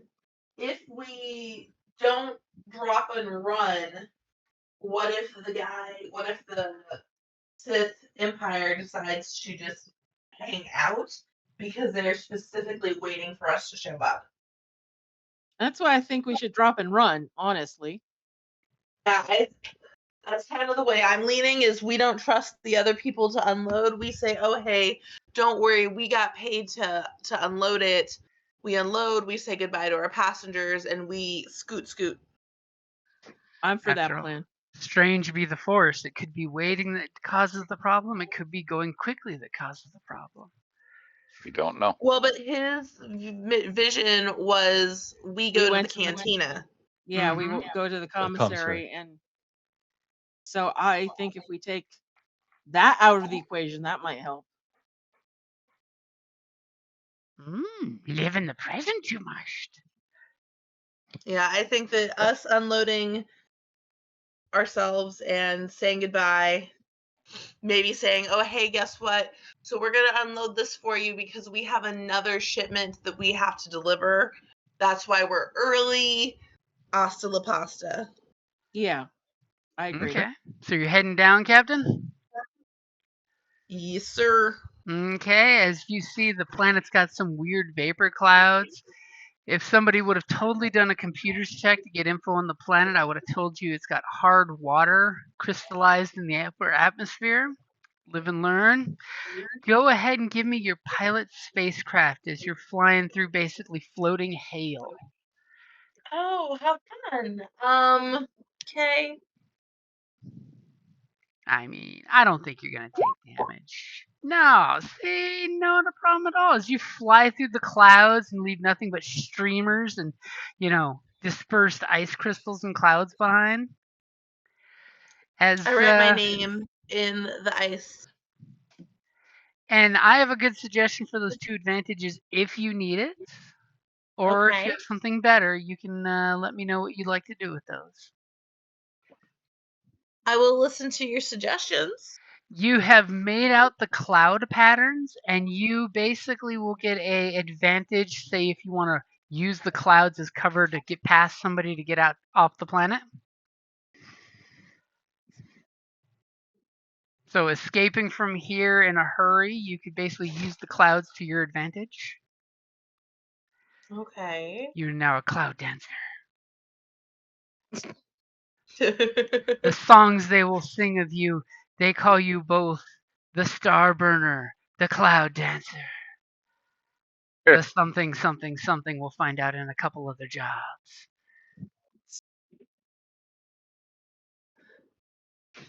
And What we can't. you see this large amount of ship tent city where you've got ships connected together where people are living on the ships that are too shot up to leave this planet ever again. You've got tent cities built between them using them as shelter. You see a prefab classic Republic base, which is literally just the prefab kits that they opened up and set up the fence. And you've got the radiocom frequencies for the commander if you want to call them. Okay. As the ship's vibrating coming into the atmosphere.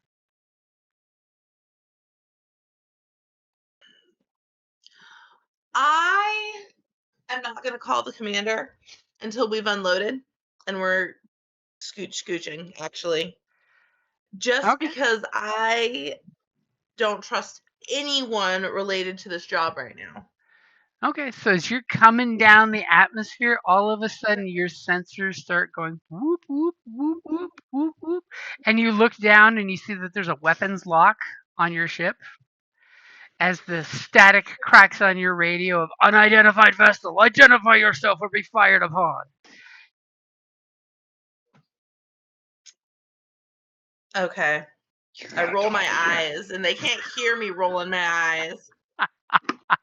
The crackling hard water outside the ship is covering up the eye rolling sound. I can't roll my eyes. So when I press my little speaker, I'm like, this is the dude. I read my instructions. This person is expecting us. We have a shipment for him. I was told this is a neutral planet. This is a Republic to Republic delivery. As you hear, one of the communication texts is like, "Oh right, the medical supplies are here. Aren't they due in a couple days? That's great. Hold on just a moment. I'll get the commander for you." And you hear, he literally throws his headphones down because it's 1970s tech.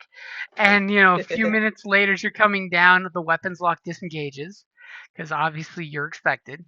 And you hear this stern voice as the commander identifies himself to you, and he's just kind of flabbergasted that you're here so soon. Because I'm amazing at my job and my team is amazing. I completely agree with you. So again, I am Sergeant Lena Voss.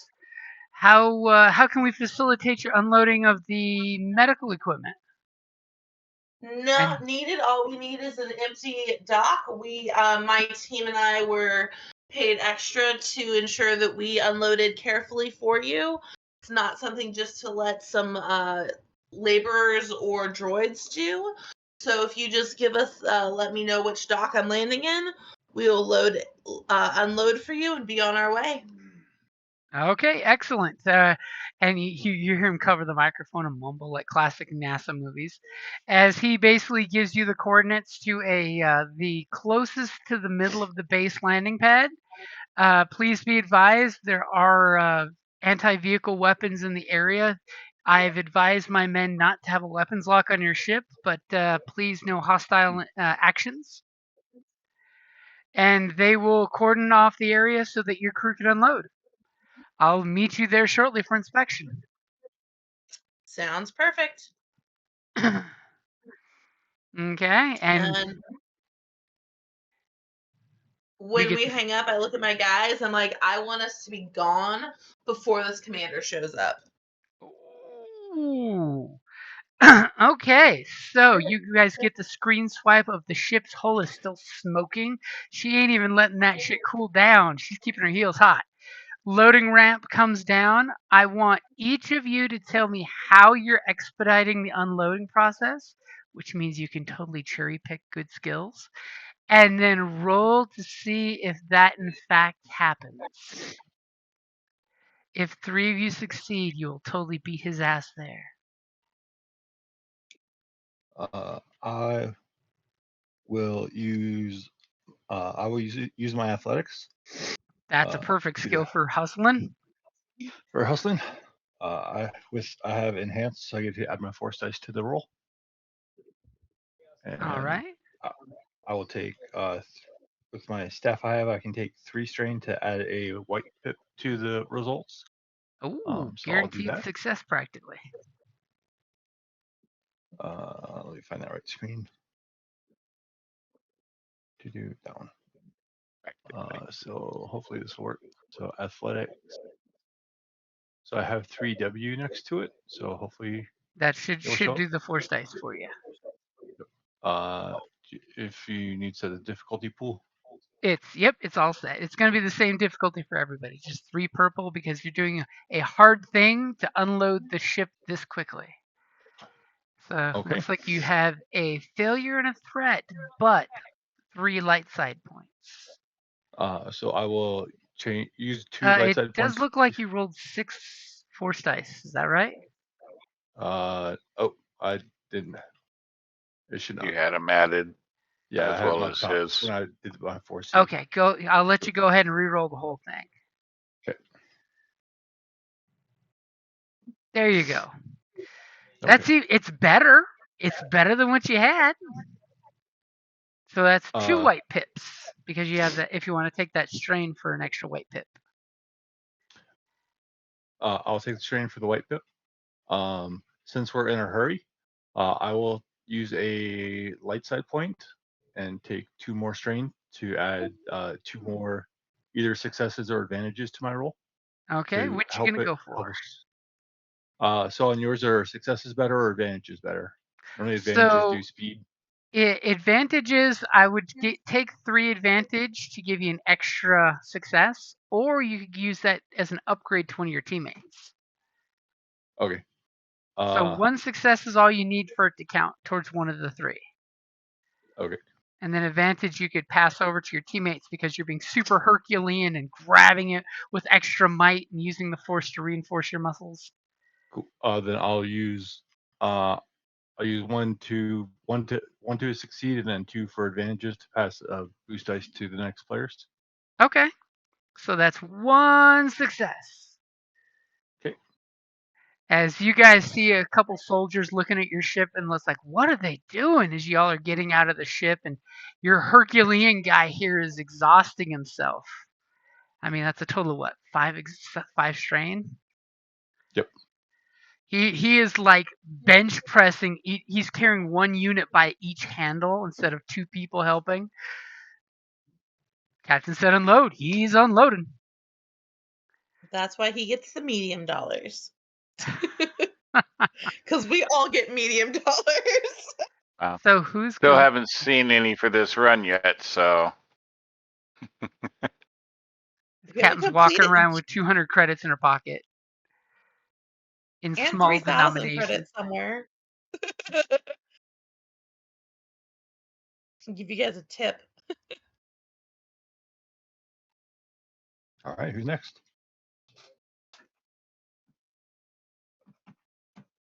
I was hoping the other person who understands these dice would go before I have to pretend like I know what I'm doing with these dice. Well, you could So use you just coercion want to to pick boss people, or, that's always a good one. You could use another athletics for just sheer brute force of doing it. You could use coordination for basically stacking them up and sliding 2 or 3 cargo units down the ramp instead of carrying them.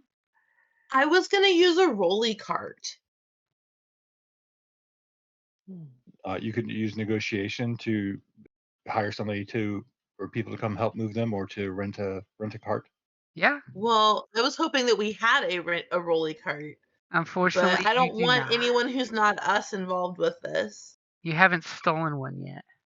So, I so you mean, could do right. charm or negotiation or charm to try to talk somebody into letting you use a floaty cart.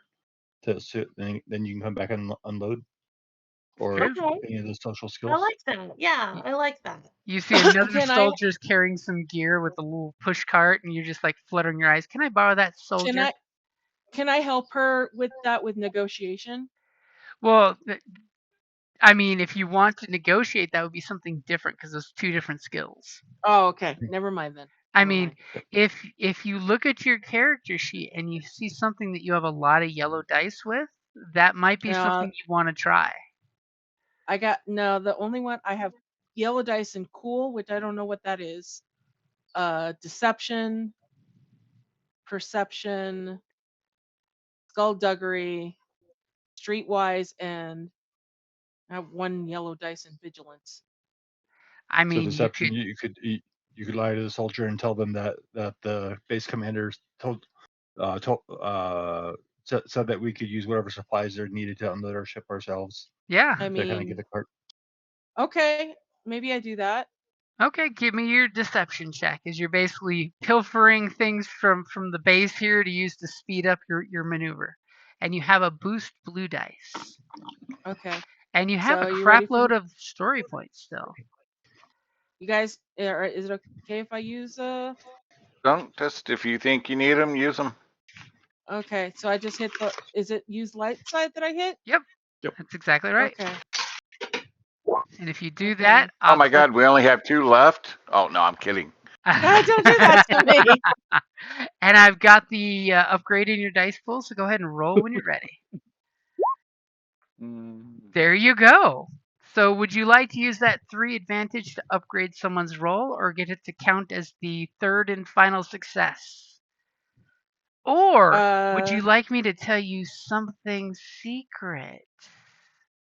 Mm. Third success. I'm gonna is use my it vote. for the third. I'm gonna use it for the success. We got to get the hell out of here. Okay, so by using deception, you manage to get a couple carts. As one guy's like, "Let me help." Hi, pretty lady, and he throws you an extra cart there. So you basically threw 1 cart up the ramp and pushed 1 cart yourself. As your Herculean buddy is slamming them down one at a time, with 1 arm each holding one, and you're getting these kind of like leaning the cart to the side so they slide off, falling off super fast, and somebody else who's not unloading, as you guys are getting unloaded in ridiculous good time. Just as the last toad is hitting the ground, and you don't see the commander for nothing. One of those of you guys that haven't done anything, Captain or Engineer, give me a perception or vigilance check. I'll let you pick which. I can do a perception. I got a yellow and 2 green. Because I'm busy, looking busy, kind of supervising, but not lifting. Yeah. Making sure they don't I drop am a carton 1 containers and yellow, hurt your 1 ship. green on both of them. So Okay, I'll take the roll then with 1 yellow, 2 green. So, Your keen rhodian eyes. we ready? Yep. Look at You that. totally take one little strain as you're looking, and then you do a double take. And you're looking at one of the soldiers that was one of the first to volunteer to help unload. He totally reaches into his belt of his uniform and pulls out a small item that you had to double take to see what it was. And it's one of those little salt and pepper shaker communicators. And you totally see him lean down and do the talkie, I'm up to something. I'm obviously communicating to someone right now. And your keen Rhodian eyes saw him. You practically hear him saying, "Wah, wah, wah, wah, wah, wah," as he's All making sure right. nobody is looking at him. He's super sus when he does it. He like hunches over and he's talking into the communicator. And a little suspicion itches the back of your skull.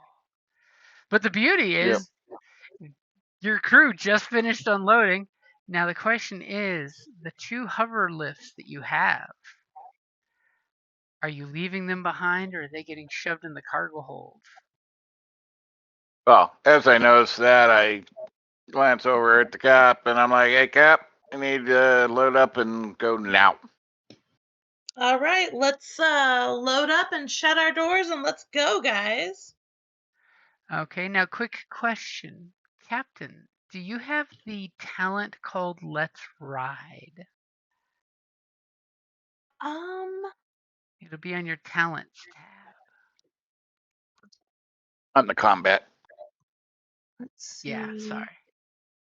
I feel like the answer is yes, but I'm going to read that first. Yeah. And make So sure combat that I am. tab and under talents and special abilities. Yeah, it's like if you do, it's going to be like halfway down at least. I do, and it is active right now. Okay, so literally you do this quick swarthy move and you're in the chair like lickety split. The time it takes them to get on the ship, you can be in the ship and in the chair ready to go. So you're wanting to rush out of here real quick? Yes, sir. Okay, so we're going to go ahead and do the punch it, which means you might strain the ship with some strain for punching it by hitting the gas way hard, but it would get you out of here quickly. Yeah. Okay, and I can use my success from earlier to use the Oh. clouds and all that shit, right? To like help us get away. Um, you know what? I will give you a blue for the cloud formation to make sure you get a clean getaway, because that's kind of exactly what you could use it for. Okay. I'll allow you to strain the ship this time. I'm so glad that you're going to let me use my ship how I want to. Now, I also need to ask, do you have a talent called Full Throttle or Punch It? I do. Ah, perfect. Okay. So go ahead and give me your pilot spacecraft roll as you're telling them the door better be closed because we're about to take off. All right. Engine I goes. shoot everybody on and shut the I ramp. also have a jockey thing that is good for piloting checks. Uh-huh. Yeah, there's no black dice at the moment to worry about. Okay. So As I am. as your refugee friends are getting off and the engines go. Well, that was Talia's job was to politely and quickly get them off. Yeah. I mean, after I help get the carts, I do that. I try to like, okay, They should have been taken off first, or wow. Yeah. Before. Mhm. They Yeah, were just so we'll have. lollygagging watching your heroics. Big damn cargo Yeah. unloading. Okay. And I'm like, either of you two that got gunnery, you might get. Oh no, it's not a turret, is it? It's a pilot Weapon or station. forward firing. Yeah. Might anybody with gunnery? Either of you might want to man the gun. Not it. Gunnery. My ship has a gun. That's cool. All right. Am I good to roll? Yep, you're good to roll. So my gunnery is 2 agility. Okay, That looks like I did really good. you did. As you go, and there's this big afterburn trail that disappears into the clouds. As you know, you get just out of orbit. Now, where are you guys heading to from here? Anywhere specific? Someplace safe and well known? Um, We're going back to where we came from to collect our money. Well, No, actually, I he got paid paid you no, we up already front. got paid up front. I got Yeah, paid. so I mean, this was a legal run that you guys were on. So if you guys ripped off the Republic, there'd be like, wanted posters and fines on your ship. yeah, no, just we were efficient and had other things to go in other places. Didn't have time for pleasantries. You could totally go back to where you started from without any rolls. I'll give that to you as a freebie. I don't know that I want to confront him quite yet. Okay. You need some time to process. Yeah. We That can sounds go like back. We don't have to confront him. Well, I mean, we can go to the area to make sure we're safe, but that sounds like Captain Dummy talk for Pleasure Planet. I would say we want to stay in neutral territory, but out of like active. Like I don't want to run into the Republic right now or the Siths right now. Okay, there's plenty of nice places to chill out that aren't technically claimed and more importantly aren't technically patrolled. So if I can get in that case a average astrogation check. average isn't all of us. Smoky. Nope, average as in 2 purple dice. Just Yep. the person Okay. plotting it. Let me know when you're ready. I'm ready if you're ready. Wow. As Zikwa's like, wow, wow, wow, Rodian, talk, talk, talk. I know just the place, as he's using his big sucker fingers to type away on the astrogation system. As he looks at you and he basically reiterates, we got the cash though, right? Yes. And he tells you with a big sucker fingertip thumb, because come on, you gotta love the Rodian fingers, that we're good to go with the course plotted in. Weird. Golden. Punch it. Shiny. Okay, and you slide the dial and off to hyperspace. The stars stream in your system as you got a nice little 3-day trip somewhere. And I do say somewhere because there was no successes. But hey, at least Mm-hmm. you're not coming into a supernova. You're just lost in space. Yeah. As about a day later, you get a communication from the planet asking, wow, just wow, that was great unloading. The Republic thanks you for your service, and these medical supplies are greatly needed for the relief effort, and you have aided so many people by providing these supplies. And the base commander says, just so you're aware, for some reason, we were asked for a inspection from a Sith patrol ship that showed up an hour after you guys left. So it's a good thing that you left. Yep. Why is it a good thing if it was medical equipment? And I do apologize. I had this bottle of Corellian whiskey that I was told to give to you, Captain, if you showed up in less than 2 days. And that's like That's a okay. 2,000 credit bottle of I'm booze. not a whiskey gal. I'm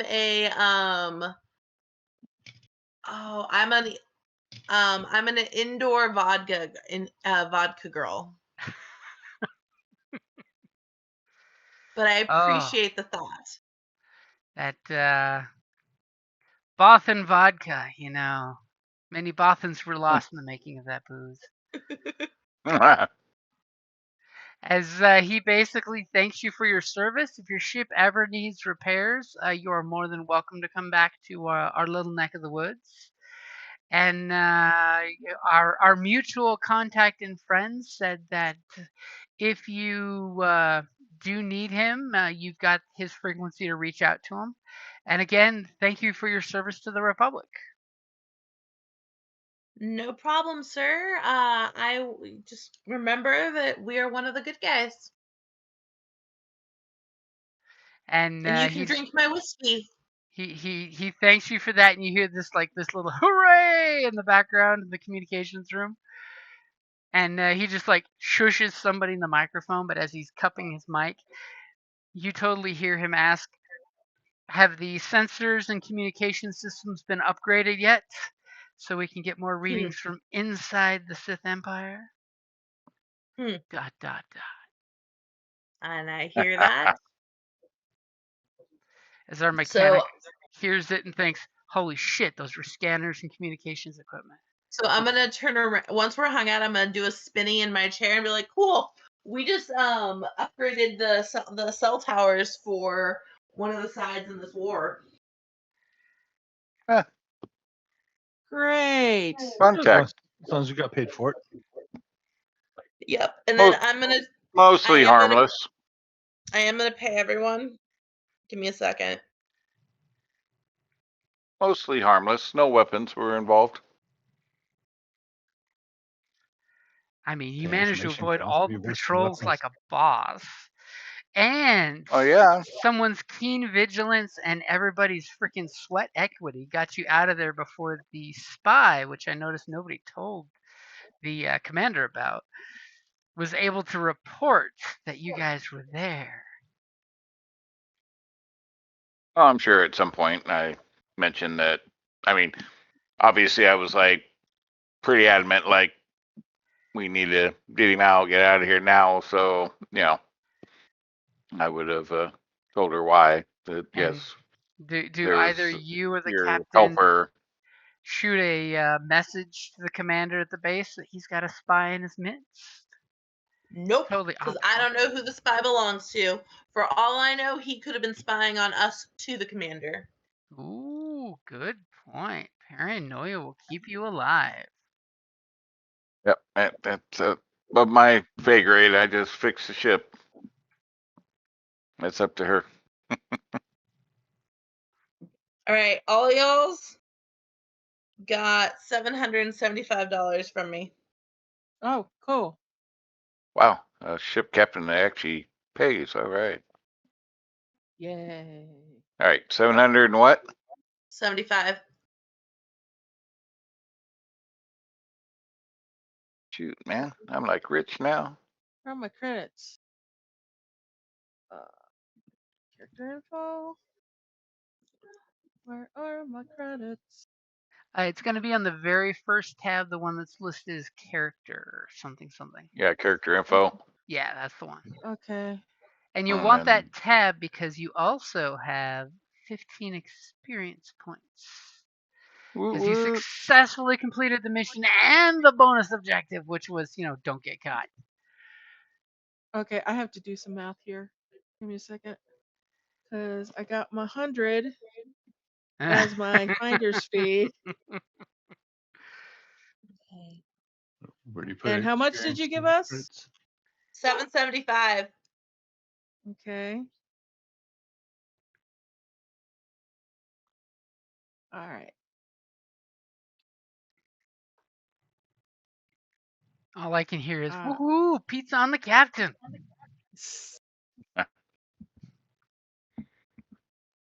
okay, and you said how many experience points we have?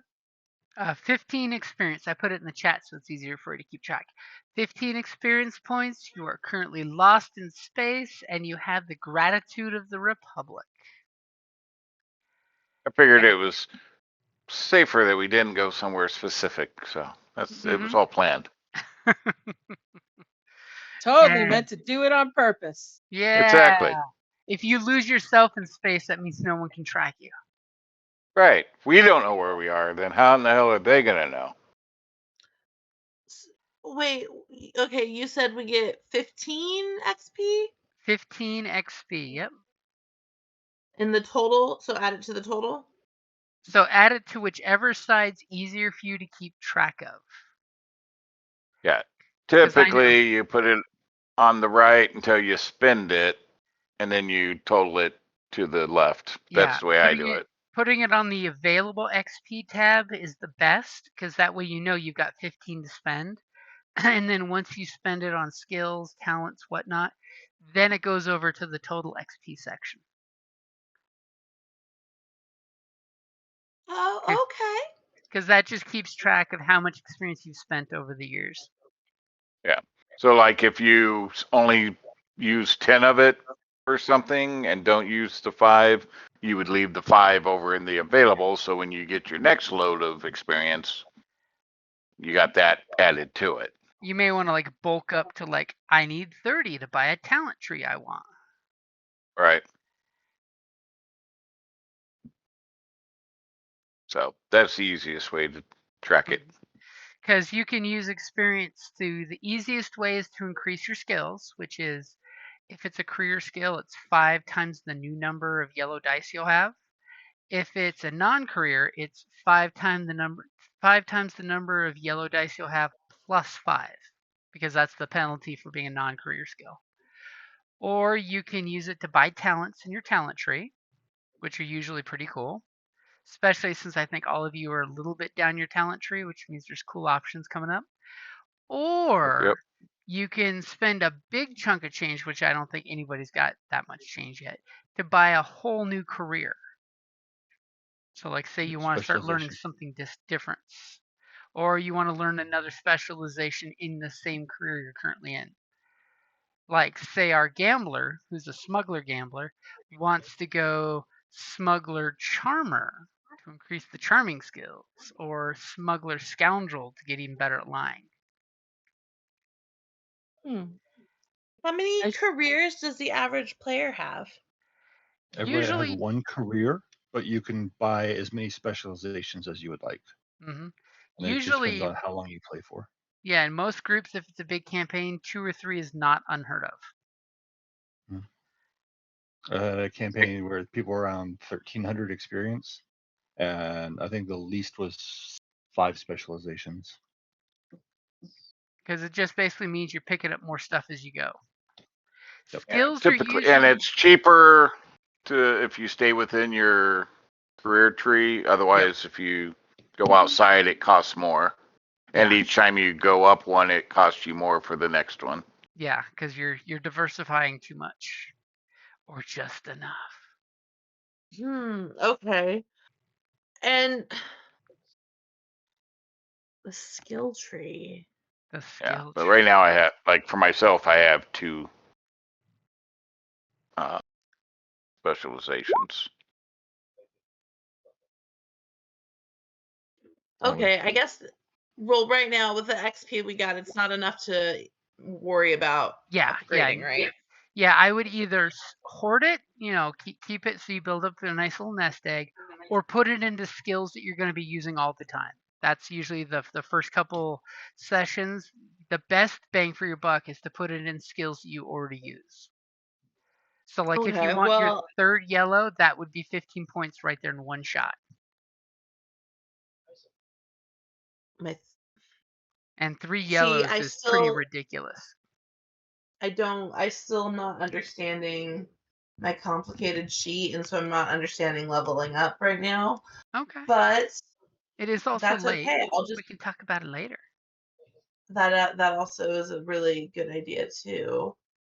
Ooh, Yeah, but I I also have think not I'm gonna. read all 12 pages you sent me. I've skimmed.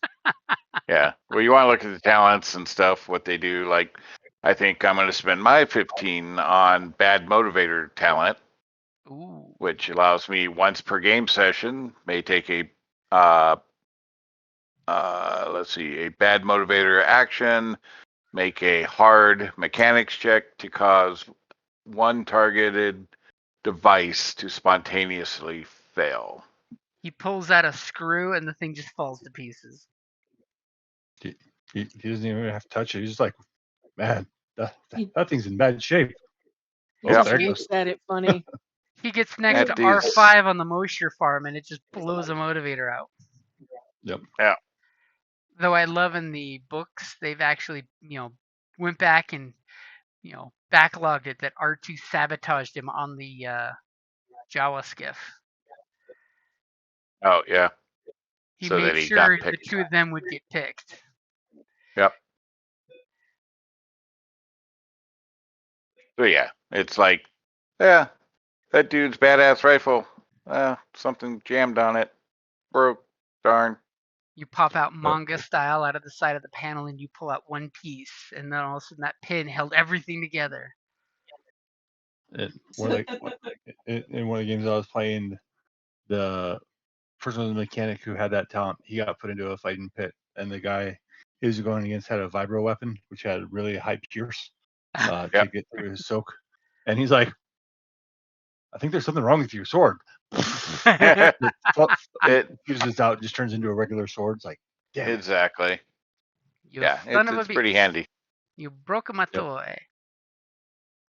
So why is Talia in the ship and the rest of us are floating in space? Because she put herself in the ship.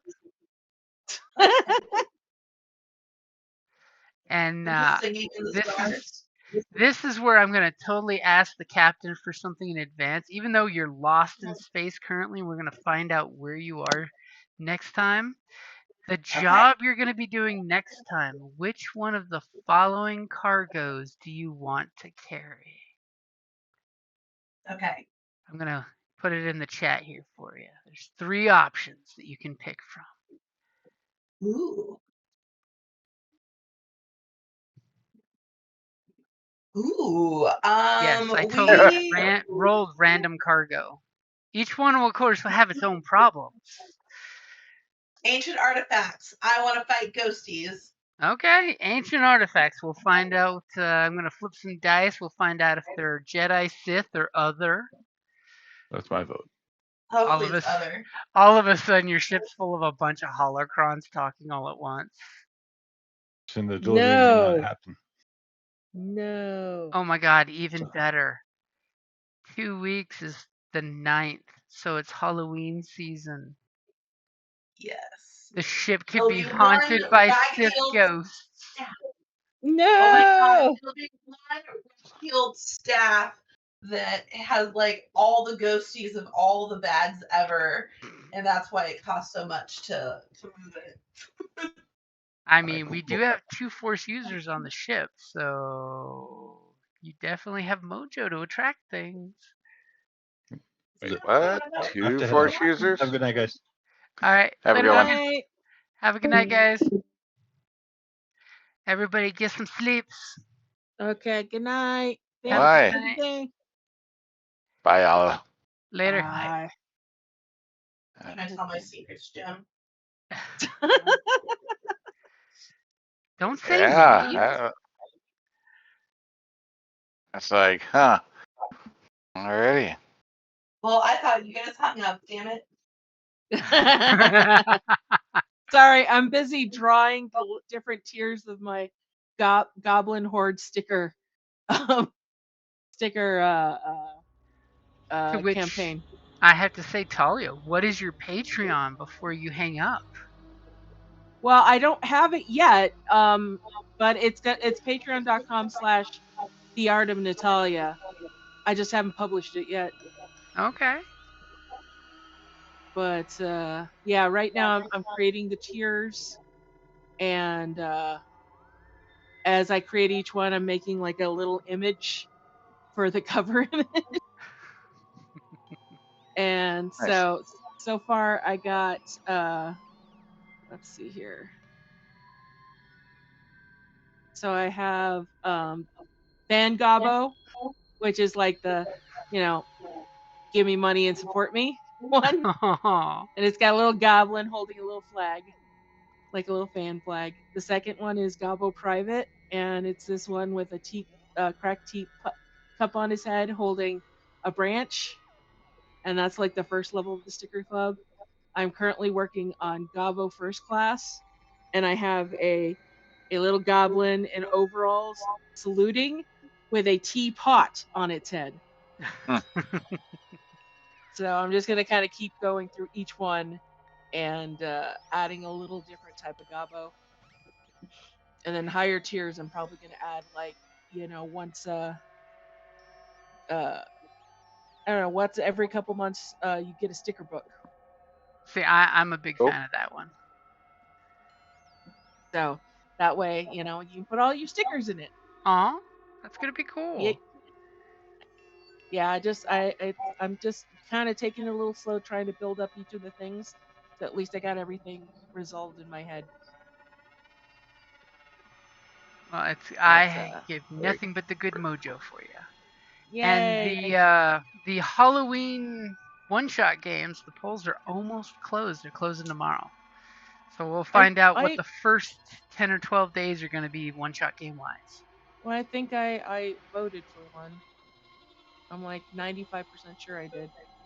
I was totally also going to say, if you did vote, go in the comments and put whether you want it in person or online. Some well, of see, them this can is the only thing. be played in person. So if you vote for those have to be done, like Dread or 10 Candles have to be in person. So this is the thing. I do remember, because I got the email that said, "Hey, vote," but when I I should go to bed soon. You should definitely go to bed soon. It's midnight. Let me get. Yeah. Where's the Creative Coding podcast? Yeah. I wanna voted see- on the ones I'm likely to make, so All right, I'm cool. open to either way. Because I was totally looking at them earlier while I was, getting game stuff ready. I'm like, I see a pattern. Because I figured the ones that got voted on for the first half of the month, I'll cut them off the list for the second half. Since we've already played those, we can play something different. Yeah, I haven't looked to see what trended after I voted because I was like the first one to vote on everything. So I know. I'm definitely going to pick, I think, closer to Halloween, Fear of the Unknown. They actually have a one-shot called Halloween Party, where there's basically nice. something horrible at your Halloween party. So I'm like, okay, that's gotta be played. Okay, so I did vote, but when I tried to it says I have to upgrade to add a comment. What? Okay, at least it lets you vote then. Okay. Is Okay. your Halloween one shot on actual Halloween? Unfortunately, no. Kelly says I'm not allowed to run a game on actual Halloween. That and Halloween's What? like Got the other middle of the plans week for this you? It's on a Thursday this year. year. Yeah. So when are you doing it? What's She that? has other plans for you on Halloween? I don't know yet. Maybe. I mean, and you never know. Mark at TGG may be doing a Halloween event because sometimes he Yeah, does. true. So True. that could be why she's wanting to keep the day free. So what day are you doing your one shot on? It Got is. 13 of them. Yeah, it's going to be 13 Jesus. one-shots of horror-based games. Let me pull up my list here real quick because I have a master list somewhere. I could pull up your website, but I'm sleepy. Sorry, I was talking through a yawn. I said I could pull up your website, but I'm sleepy. You were just talking in Star Wars voice. That's all. There you go. So the days I have free to run one shots is there's going to be an in-person game on the first because Golda totally said for the Star Wars group we have to be in person, and that's going to be under Urban Shadows, which is a fun little one because basically everybody plays a different faction of basically World of Darkness. Then the second, the third, the sixth, the 10th have 2 slots available. I think one of them nobody's voted on, so I might just make that slot disappear and give myself back some time. The 11th, the 12th, the 13th, the 14th, the 16th, the 17th, the 19th, the 20th, the 25th, the 27th, and the 28th. And on the 20th and 27th, I have multiple schedules available during the day. So morning, afternoon, and evening. So Candela Obscura for the 10th, huh? That's what it's looking like, yeah. I mean, All right. Candela Obscura is really easy to one-shot because your character sheet is a playbook, and you basically fill in a name, checkbox, circle, circle, circle, and you're done with your character sheet in like 5 minutes. And That the sounds fun. rules are a mix between Blades in the Dark, where it's, things die quickly. Players can choose to take wounds and scars instead of dying, which is always a good thing. And, vague beats specific. I mean, specific beats vague for descriptions. So it's more of a, you don't prep on the front end as a GM. You play and roll the dice to see how things happen. And as the GM, you don't have to roll dice. So all you have to really come up with is what is the monster of the week for this game. And y'all are basically like the Watchers from Buffy. Yeah. Yeah, some of your, it's kind of funny because some of your polls were, you could only select one. Some of your polls, you could select multiple. Yeah, I was really sleepy when I was posting some of those, and some of them Apparently. can actually only be done by members, and most are public. But apparently, once you Yeah. post the poll, you cannot edit the poll. You can only edit the words. Nice. I've now discovered that. It used to be that you could edit the polls like end date, because it's like, hey, Nice. I don't see anybody voting on this anymore. Let's wrap this poll up so we know the answer. Nope, can't do that So, anymore. looks like I'm the only one voted on the 2nd and the 3rd. Are Well, you see, hinting? I Jim, like that. which one did I vote on? I October don't 12th. know. Jim, did you say you have a game going on the 9th? Let me double check. No, because I have another game going on the 9th, I think. Okay. Dang it. Okay. So As I pull up my Patreon so I child can see my schedule. is very angry